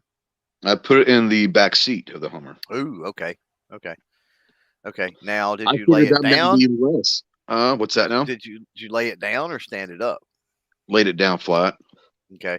So all of that I've seen in the past could have an effect. First of all, putting it over the axle of a vehicle, which would be in the very back, could be actually worse because you're directly over the axles. You feel what I'm saying? Yeah, it was in like the back seat, not in the back. But in the back seat, yeah. But also standing it up, if you stand it up, you're more or less suspended. You know what I mean? Yeah, putting it out with the stock side down, I guess. Yeah, I probably could have done that. Stand it up with the stock side, with the stock side down, and you're actually, everything is suspended. And so as it bounces or whatever, you don't get any side to side on that. You feel what I'm saying? On that scope. Stand it up and then put your seat belts around it, or you can do, put other stuff in front of it. Or even put it in the floorboard of the back, you know what I'm saying, and stand it up. Yeah. Little tricks like that. But I mean, it shouldn't be an issue if everything is Loctited correctly and all of that. I think that's where everything went south. I still do think, because like I said, it wasn't like one screw. It was a lot of them. I think on each ring I have 4 screws, 2 on each side. So there's 2 rings. So there's 8 screws on the rings, and then I think 4 screws, 2 in the front, 2 in the back on the rail, the mount, and 6 of the 8 on the rings, and 3 of the 4 on the mount were loose. Yeah, all using the same lock type. So yeah. AWAG out there, he says he's not kind to any of his rivals. He said, I absolutely abuse mine to purposely see where they fail. And that's me. I don't treat anything really with kid gloves. Bucks, remember Arkansas bottle. This is true too. But I haven't had just a ton of issues either. So, but I guess I've been lucky. No, and like I said, I would much rather have this happen in my first match, because I learned a lot of stuff. One, I had to walk all the way into 400 yards away to get to my tools in the 0 range, where I'm going to start bringing my tools with me, because I very easily could have probably tightened everything down, but I'd still have to probably go re-0 anyways. But I could have at least tightened everything down right there. But I left my tools in my truck, so I had to go back to get the tools to begin with. That's something that I had to learn. I tell you another thing that happened is my bipod. So my bipod, my rifle comes with a swing swivel sling swivel underneath the stock, and that's what this bipod hooks up to. And it kept coming loose quite frequently, actually. Yeah. And so what I've already done is I've already ordered Bergara, which rail that the Bergara makes for their rifles, that you take that sling swivel out and this rail attaches right where that was. And now I can attach the bipod to a rail, which means it probably won't come loose very much. So, you know, once again, little things that I've learned already in just one match are going to pay huge dividends down the road. And it'll help me. Buck says it'll help me put the muzzle brake on. Yep. I was probably literally the only person in the entire match. I can't say this for a fact, but that didn't have some kind of muzzle device, whether it was a suppressor or brake. Most people were running brakes, but I saw a lot of people running suppressors. Yeah. And so I contacted some folks, friends of mine that are in this game a lot, and I asked them, our honest opinion for a PRS like comp, suppressor, muzzle brake. And most people said muzzle brake, but some people just enjoy shooting suppressor. But when it comes to recoil management, they said that brakes are twice as good as recoil management than suppressors are. So I think I am going to stick with the brake. I just, for me, spending the time of getting the tax stamp and the money of a suppressor when I can get a $200 muzzle brake that supposedly is going to do twice as good of recoil management, that's really what I'm looking for. So I think I am going to stick with muzzle brake versus suppressor. I know you're a fan of suppressors, Clove, but when it comes down to maybe like long range competition, would you stay with a suppressor or would you go muzzle brake? I would tend to go probably muzzle brake, honestly. I mean, when you're talking about longer range and bigger calibers, the thing about a suppressor is you've got added weight on the end, and that's going to screw with harmonics, and even a really good suppressor is only going to do so much for recoil mitigation. And brakes, there are brakes, not all brakes are, some are designed simply to look cool and they have no other function. That's where you got to be really careful what brakes you buy. But I talk about it all the time. I've got a vice brake on my 300 Win Mag, and that thing cuts the recoil in half easily on that. I mean, that 300 Win Mag, I don't have any muzzle brake on my 308, and that 300 Win Mag, the recoil is about the same probably as that 308 on a 300 Win Mag. Oh wow, okay, cool. Yeah. Now Buck asked me if I'm going to be able to shoot production class if I put a rail on there. I believe I can. I have to look at it, but I believe I can because I'm getting it from the manufacturer. So it's not necessarily an upgrade in like a trigger or action. I think they really want to make sure that you're not upgrading triggers and action to be considered production. They still want the manufacturer's action, the manufacturer's trigger. If I was to go put like a Timney trigger in or a different action in there, then I don't think I could run production. But just adding a rail instead of a sling swivel, I will go check. That's a good question, Buck. I will go check the rules on that. But I suspect that just replacing a sling swivel for a rail isn't, as long as I don't touch the trigger or the action. I'd imagine. Well, some production chassis are in stocks already have that, right? Yeah. I mean, and I'm getting it from Bergara, so it's not like I'm going to get a third party, thing. So I will. That's a good question though, Buck. I will check on that, but I don't suspect that will be the case. How much add-ons can you put on your rifle before you can't shoot production? Once again, I was talking to Leon a couple weeks ago in Missouri, and Leon at the time was he and two other guys were tied for number one in the country in the production class. And he was saying as long as the action and the trigger pretty much come from the factory, like the way that you bought the rifle, and the rifle and the scope have to be under a certain dollar amount. You can't just say it's a production rifle, but it says $10,000 rifle. It's got to be under like I think I want to say the rifle and optic combined has to be under like $4,000 total combined. But I was pretty sure he was saying that he couldn't change the action or trigger because that would take him out of production. But I will. I mean, obviously, I'm going to check on all that stuff. But I'm pretty sure we're talking barrel, we're talking action, we're talking trigger. If we're talking about a rail, I don't think that's a big deal, because I had to add a rail to my for a scope mount, and that would keep me in production as well. Well, So it makes me wonder what looks like Harry once said, right? There's nothing stock about a stock car. It makes me wonder, you keep this, you got a factory action, you've got a factory trigger, but there's certain things you can do to that factory action and factory trigger. You know what I mean? You could blueprint the action, you could do certain things to that. You could, polish and do things on the trigger, right? And it would still be factory. So true, but it's not really, But that's where knowing the rules, and also, having people you can talk with, right, to know where you can bend those rules, let's say, right? Well, yeah, because and that's the great thing about, and this is any competition community, whether it's pistol or 3-gun or cowboy or long range or whatever, everyone is so welcoming, and they're willing to help you. I've already made really good friends just in the last couple of weeks of people that I've been around that I talk to all the time now online. A lot of guys from Missouri, checked in on me after I shot Saturday. I'm like, how did everything go? This, that, and the other. We're really, really cool. They didn't have to do that, but they did. I was really, really excited about that. But yeah, having those guys as a resource, because they've all been where I am. It will help having those guys as a resource. But more importantly, I think the biggest thing is asking questions. Hey, if I want to do this, what's a good one?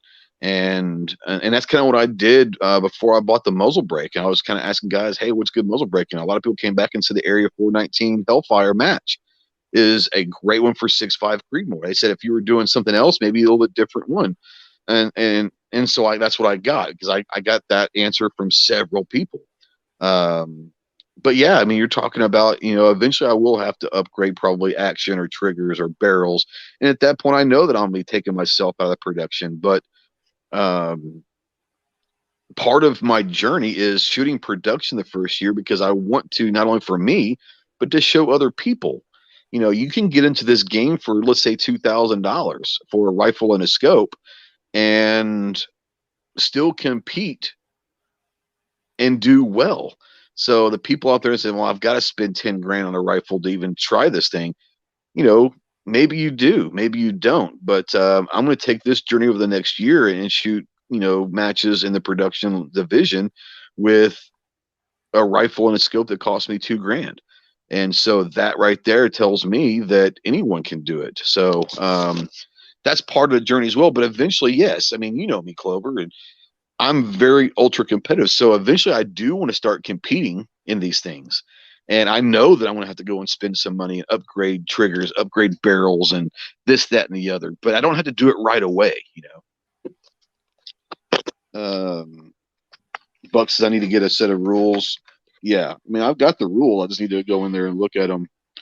And PRS, yeah, I mean, that's where I got the rules, is off the PRS website. I downloaded the PDF and all that. But yeah, it's one of those things that, the biggest thing that I've enjoyed so far is just asking questions, but also watching these really good shooters. Take the gear and the accessories and the add-ons and the upgrades out of it. Take it completely out of it.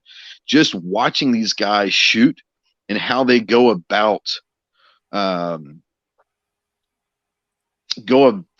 they do things. There was a stage, and it was a stage that I wasn't there for because I was doing the thing. I came back with like 1 or 2 shooters left, and every match, I guess they have a tiebreaker stage. Let's say you have a 10 round, most of the stage are 8 to 10 rounds, and you have like a minute and a half or minute 45, whatever it is, to shoot the stage. But then they have one that's a tiebreaker. And it's, if there's a tiebreaker to see who wins the match or whatever, then you have, let's say it's 8 shots, and you have a minute 45. Well, they have the 8, they go by first how many shots you hit. And then if you're still 2 people tied with, they both get 8 out of 8, then they go by how quickly you got those 8 shots. So they do that in every match. The one that I was there watching, it says, okay, you have, and it was like an unknown distance type thing. And you have take 8 shots and the time starts on your first shot, whatever, and you see guys go out there and they find their first distance and take the shot. Then they do that, and then they go to the next target. They try to figure out the distance and then take the shot. It's like, maybe you should get all your distances before you start shooting, because the clock started when you took your first shot and you didn't have the second, third, or fourth distance. And it's like, every rule that they have, they build in loopholes, but you just have to be able to, either smart enough or the experience enough to figure out those loopholes in every rule that they make. They want you to succeed, but you just got to figure out the best way and the best strategy to succeed. And that's part of what I enjoyed watching also, is watching how they did things that will help me get better at how I approach a stage as well. So that was really cool as well. I see that TJ is out there. What's up, my brother TJ from Gear Report? There's a rumor, possibly, we might be seeing TJ in Tulsa. Just saying. We may or may not, but there's a rumor that the discussion is at least happening that there could be a TJ sighting in Oklahoma. I don't know if Oklahoma will ever be the same if he shows up, but I hope he shows up. Now, AWAG says, I don't compete. However, I strive for perfection. I'll gladly give you information on my failures. So hopefully, yeah. And that's the great thing about this is I'm such a newbie at this, and I'm ignorant to a lot of the stuff because I am new, and I'm one of those guys that will dive in head first and learn as much as I can. But I'm going to be learning for the next couple of years at least. I'm probably never going to stop learning on how to do things. But all the resources that I could possibly ever have, I'm welcoming any and all. So if you guys have experiences, like I said, I'm never going to turn down recommendations or anything like that, because that's what it's all about. Yeah, Gun Loving Grandpa says a good heavy bag is a must. Thinking about getting a bag from Coltac. I ordered one from Armageddon. I was using Armageddon. It's called a Schmedium. It's what they called it, but the Game Changer. I was using a guy's bag all weekend, and I went ahead and ordered one of those because I was only like $100 or something. But yeah, a good bag. It sounds crazy, but a good bag is, and I'm not talking about a backpack. I'm talking a support bag. Whether you use it for using it on the front of your rifle, depending on a barricade, or using it as a rear support bag, a good bag is tremendously important in this game. So I've already ordered one of those for sure. Buck said that the guys in Little Rock was good about letting the new guys get ready before they started. Yeah. So there were a couple stages that, especially one in the prone that was going out to about 800 yards. Before they started the buzzer, they let us get down in the prone, set bipod heights, double check everything was good to go. And they said, okay, are you ready now? Like, yeah, I'm ready now. So that they were great. They wanted to give us every opportunity for a first time shooter to succeed. Because the last thing that they want, or anyone wants, is for me to go home with a bad taste in my mouth and never come back and shoot again. So they did everything they could possibly do to help me out, and it was wonderful. I really do appreciate those guys. Obviously, the guys that are in my squad, I mean, it was a great experience. Although I had some setbacks, it was still a phenomenal experience, and I'm probably even more galvanized now in my love for this thing, because it could have taken me down a dark hole to say I don't want to do this anymore. But now I'm even more. I'm like, okay, let's do this. I want to get back to do this. So I was really, really happy about it. AWAG says make your own bag. Yeah, I guess you could. I guess you could get like a sock with some rice or fill it with sand or whatever. You could. I don't know how durable they would be. I do know that the bag that I was using, this Armageddon bag, a guy I've been using for 3 years, and he shoots almost every weekend.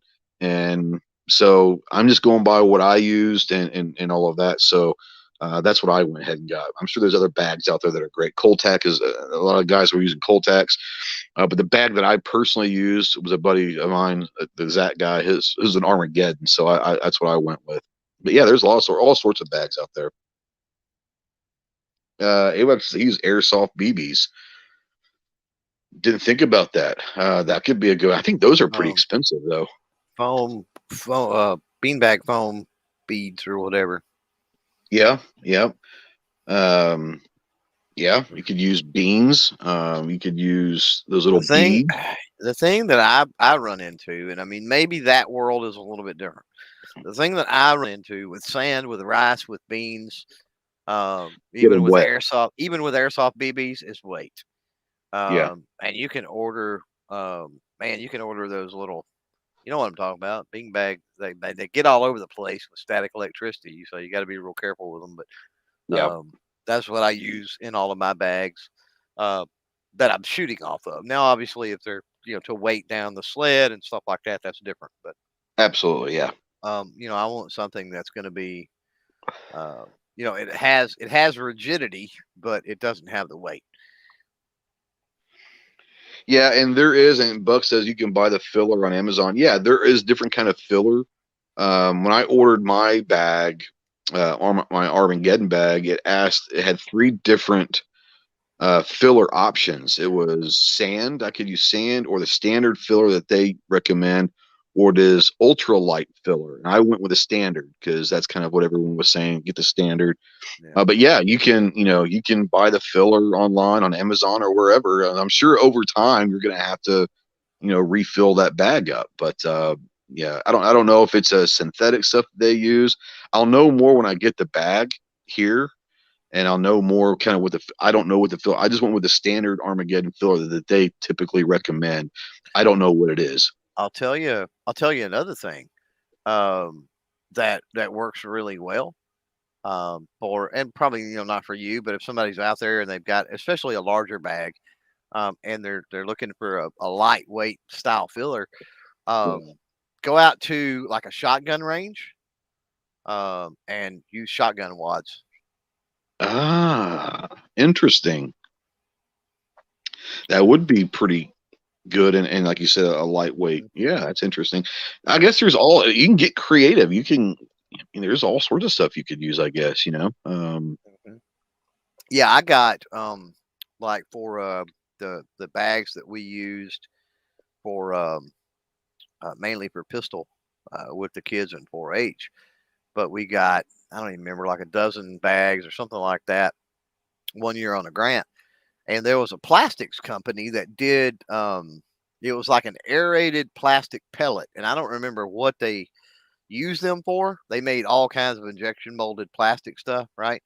But I was talking about, I think I put a post on Facebook, and this has been decades ago or whatever, but I put a post on Facebook or something like that, and the guy contacted me. He said, "Yeah," he said, "I'm the owner up here at whatever plastics place." He says, "I think I've got something that'll work." He's like, "Bring those bags by one day and let's check."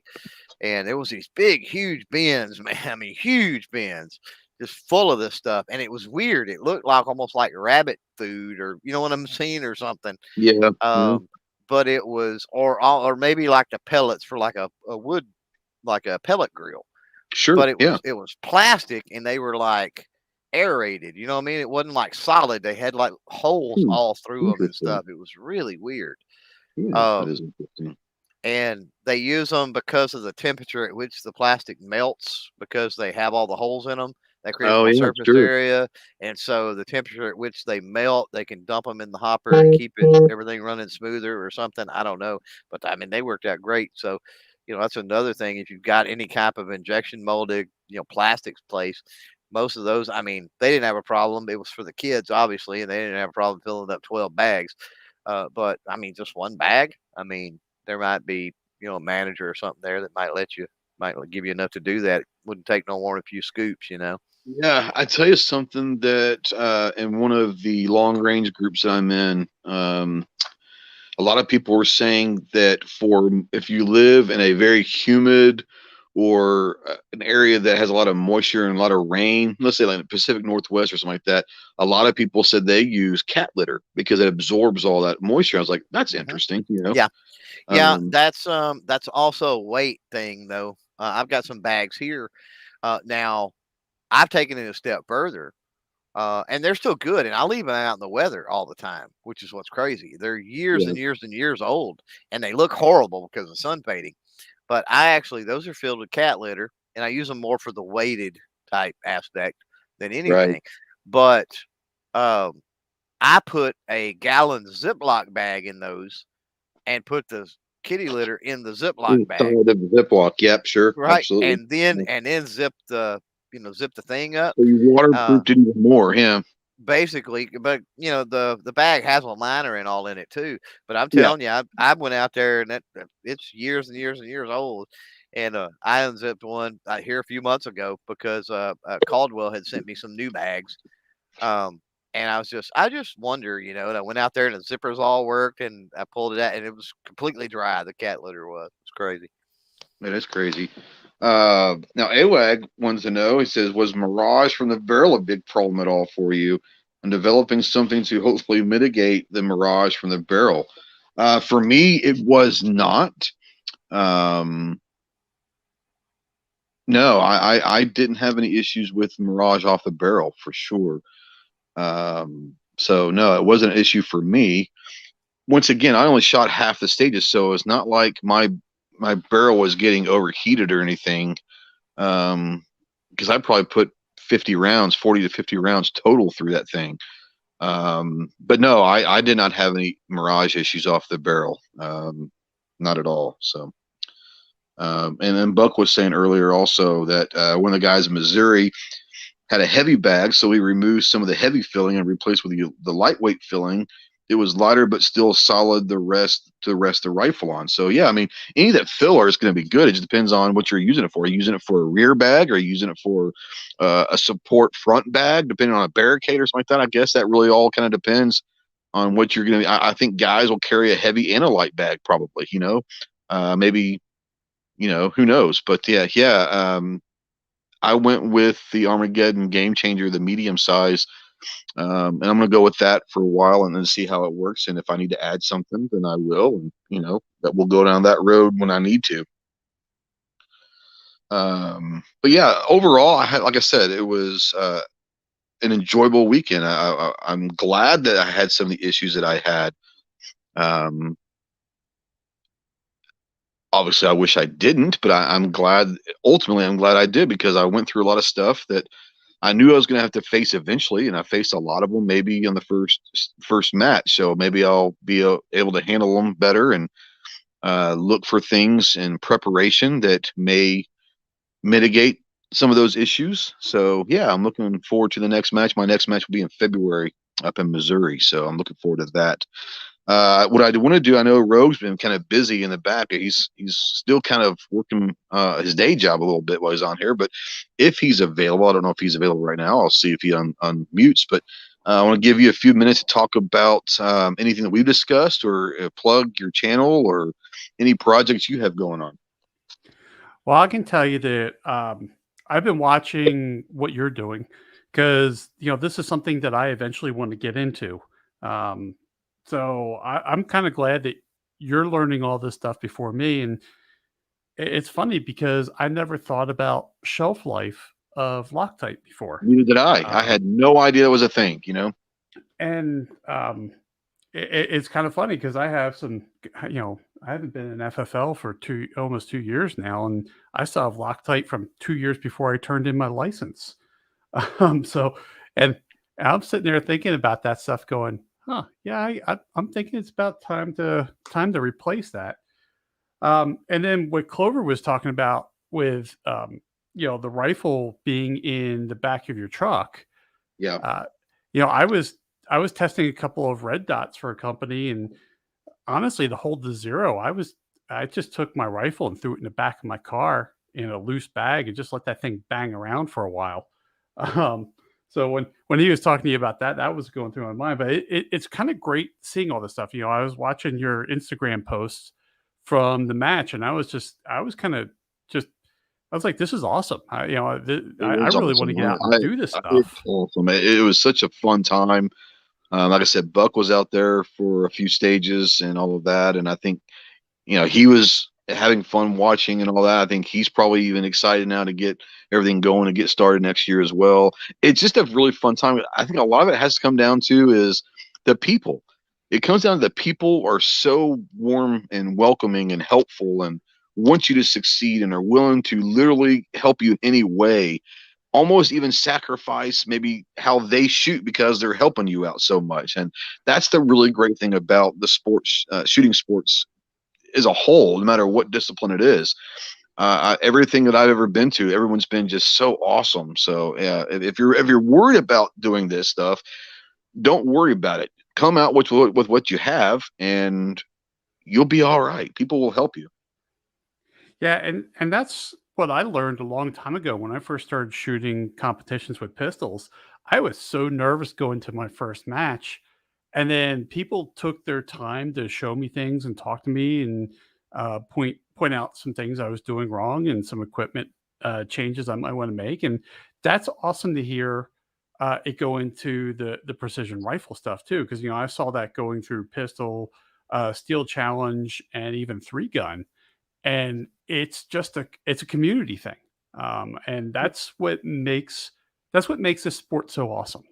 Even though we're competing against each other, we're doing some things, everybody has time to help out the new person, and that's awesome to hear that's carrying through. Yeah, like, my previous experience, I've done a lot of IDPA stuff, done some steel challenge. So this is my first like rifle competition. I was kind of wondering how it was going to go, and going up to Missouri a couple weekends ago was awesome. This past experience was awesome. So yeah, I think it's just the shooting sport people in general, they want the sports to grow. They want more people involved, because the more fun you have in these competitions, the more you're going to shoot your gun. So ultimately it comes down to just enjoying your firearms. And if competition's what you need to enjoy, which is kind of where I'm at, and Clover knows this, I was talking to him, months before I decided to go ahead and just buy the rifle. But I told him I love shooting pistol. I love shooting ARs, but I'm getting bored with it. I've been doing it for so long that I want to challenge myself in something that I've never done. In competition with a rifle is something that I'm way out of my comfort zone with, but it's so much fun. It is so Yeah, much fun. yeah. I always said that I was a pistol person that wants to be a rifle person. I've shot rifles. I hunted with rifles when I was a kid. Rifles just were not my thing, but I've always liked them, even though I've shot pistols. And like I like my ARs and stuff like that, but it's getting boring. I'm looking for the next thing, and I grew up in Pennsylvania. For us, 100-yard shot was a long shot. We're out there hunting. You at 100 yards, you're rethinking your shot, because at 101 is a house or a Right. tree. Yeah, exactly. So when I moved to Montana, I started hearing people taking elk at 700 plus yards. So I'm just like, man, I can't even see that far. But now that I've lived here long enough that now I'm taking rifles out to 500 yards, and I'm starting to like it. Now I want to see, and I'm just hitting gongs right now, but now I want to start getting the precision down. And yeah, I think this is awesome. I'm glad that number one, I'm glad that you're doing it. And number two, I'm glad you're doing it before me. Yeah. Well, I'm glad that I could be a guinea pig. But you're going to be a guinea pig for the next guy, and that person will be a guinea pig for the next guy. And that's what it's all about, is talking with these guys. They've all kind of been where we are. And that's the cool thing about it is, you're following in people's footsteps that have been there, done that. And like I said, the vast majority of them are all willing and able to help in any way, which is awesome. So yeah, thanks for coming on, bud. You want to talk about your channel real quick and tell people where they can find you and what projects you have going on right now? Yeah, I've got I have the YouTube channel, The Rogue Banshee, also on Full 30 and a couple of other platforms, all the Rogue Banshee. I just did a video on some steel and launched an episode of the podcast yesterday. And this week, I'm going to be taking out some Glock slides, some third-party Glock slides, and talking to you a little bit about these slides and about my experience with this manufacturer. And that'll be coming out on Friday. So definitely go check out the channel on Friday to see what I think about these Glock slides, especially since I gave up Glock, well, about 6 years ago. and I'm kind of making that swing back through Glock again. But There you go. Thanks for having me. Yeah, man. I do want to send a shout out to AWAG. AWAG has been awesome the last month or two since I made this decision to get into this long range game. AWAG, man, I appreciate you so much, and yeah, man, you're a great resource as well. So I know I'll be picking your brain for the next couple of years as well. I hope you don't get tired of me asking questions, but yeah, AWAG out there is, if you're interested in all that stuff, man, AWAG is the man. So go check out him as well. Clove, I want to bring you in, and I know you don't do anything on YouTube, so I don't know if you have any projects going on, but if you are planning on doing anything, you want to tell people where they can find you? Doesn't do you any good to do anything on YouTube. They're all communists. I mean, yeah, they hate gun people. They hate gun people. Yeah, if you're thinking about starting a channel doing any kind of firearm content, think twice. YouTube's against you. The stack is decked. What am I saying? The deck is stacked against you. Yeah. Good Lord. You could have gone a really weird route with some of those words. Say that 3 times real fast. Anyway. Blueberry glazed. No, not yeah, right. I know, right? But yeah, no, not really. If you do want to make content, turn on the camera and start making it. But I would say, just like everything, kind of like Ghost is doing with the long range stuff, try to learn a little bit about what you're doing, and not just enough to turn on a camera and upload a video, but learn a little bit about the platforms you use. Yeah, that's it, man. I got I had a podcast with Ashley, History in the Hills, yesterday, which was pretty freaking amazing. That chick is a literal walking encyclopedia. So that was a very cool conversation. Check that out if you hadn't. Dropped my first time trying out a belly band holster. That video dropped earlier with a Bravo belt. I'm not going to give any spoilers on that, but except to say my very first time. So it is true first impressions with a belly band for sure. Right. Interesting is all I got to say about that. Already been some great feedback in the comments on that video with people that do use belly bands and making some great points and all of that kind of stuff. I didn't know how well that type of thing was going to be received. A lot of people, go figure, in our community are very strongly opinionated about stuff, right? So I didn't know how that was going to turn out, but yeah, enjoying the conversation in the comments. So yeah, that's it. Gunmetal Guy says, Ghost, can you check your website contact form? It's got a swag question in there. I will check it when I get off this for sure. I haven't seen anything come across, but that doesn't mean that it didn't get stuck in spam or something like that. So I will definitely check that when I get off. As far as me, yeah, I hope you guys are enjoying this weird journey ride that I'm taking with the long range game. I know that it has been consuming most of my content, and if you're not interested, I understand that. I'm not going to stop shooting pistols or ARs and all that. I'm still going to be doing that, but yeah, my passion right now is trying to get better at this sniper game, if you want to call it that. So I hope you guys are enjoying the content. More importantly, yeah, just get out there and shoot your guns, guys. And we talk about this all the time. I try to see this on every video now is enjoy your freedoms. There's a lot of bad stuff going on in this country and in this world right now, but we still have freedoms. And part of the freedoms is enjoying guns if you choose to do that. So get out there, enjoy your firearms, enjoy the freedoms we still have, and make sure that you're, staying on top of all the 2A legislation and the political crap that goes on, because it is important, especially with what's going on with the, you got the House and the Senate and the president seemingly being anti-gun. Make sure you're keeping in check with the federal stuff, but more importantly, the local and state stuff as well. There's a lot of crazy stuff going on the federal level, but we've seen, especially down where I live and where Clover lives and all that, there are some states that are really doing some amazing things for pro-gun legislation as well. So we always hear about the negative stuff. But we don't promote the positive stuff either. So we need to start doing a better job of that. Go ahead. So speaking of that, I don't know if hopefully everybody voted today if they had the opportunity, but anybody hear how Virginia went? I know that Crump went live not too long ago talking about the Virginia election. So it's funny. I was just looking at the results right now. It looks like they're going to go red. Wow. Really? Still, not a huge surprise, but a little bit, you know. Well, what's is a surprise little is bit. Jersey. Jersey is almost dead even right now. Really? Yeah. Well, So, this is, if nobody's paying attention, I mean, I got no vested interest really in Virginia or Jersey, but this the is trend is what the this trend is is what we're indication. interested in. Yeah, this is indication of what how the country is actually feeling and how it may be moving in the very near future. So that's why we need to watch stuff like this.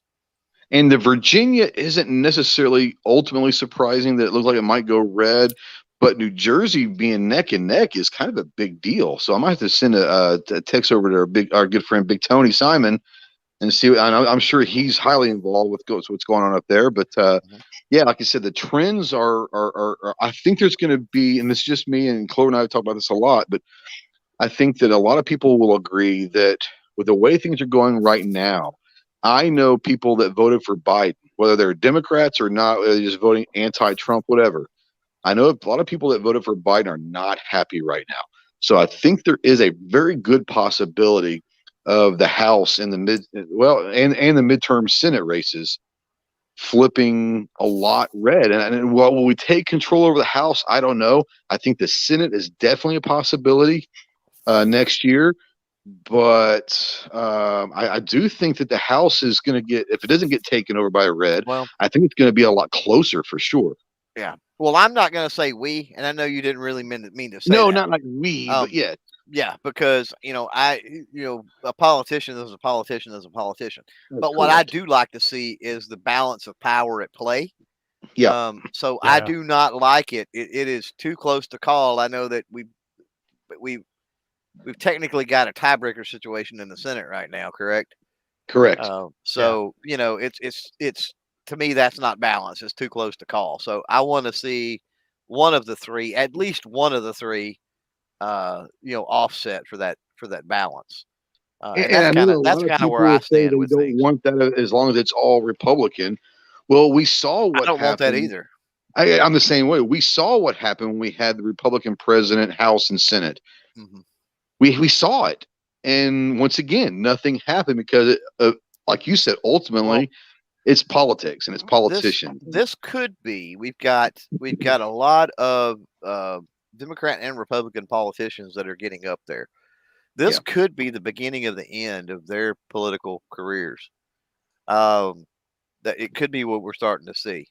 And the beautiful thing is, if we can get certain people in positions of power, and get some out of positions of power. Well, if we could get certain ones out and other ones in, right? Yeah. And until there's that vacuum, you don't even have an opportunity. We don't know what all could happen. We could very easily see, a Kennedy Democrat style House or Senate. You know what I mean? Just depending on who gets the leadership. So as we weed out and people, get kicked out of office and lose elections and stuff. And like I said, I think we're going to look back in 10 years or something and go, coming out of the cough, 22, 21, 22 is when that ball started rolling in that direction. So, we can hope anyway. We can hope. But yeah, more importantly, just, kind of stay in touch with your local, state, and federal politics. Make sure that the people that you are electing are being held to the standards that you want them to be held to. The last thing you want to do is vote and then walk away and not vote again for 4 years or whatever it may be. But make sure you're always holding your elected officials, whether you voted for them or not, in check. That's what we do. That's what we are, and that's who we are. So, thank you guys so much for watching live. We appreciate the conversation out there. If you're watching in replay or listening in podcast form, the conversation does not have to end. Please utilize the comment section below. And if you're over there on the podcast side and you like what you hear, go ahead and subscribe to that podcast. More importantly, leave us a review. That really does help the analytics, especially on the Apple or the iTunes, whatever it's called now. Podcasts, leaving a review and all of that will help maybe get this message reached out a little bit further. More importantly, I want to reiterate what Clover said, not just in the forums, but yes, if you are in the Reddit forums or anything else, share videos and podcasts like these if you enjoy, where you think someone else will. More importantly, no matter where you are, share, whether it's mine or anybody else's. The more places we can get pro-gun stuff out there into the masses, the better. So thanks you guys so much for watching or listening. We will see you next week. Semper Fidelis.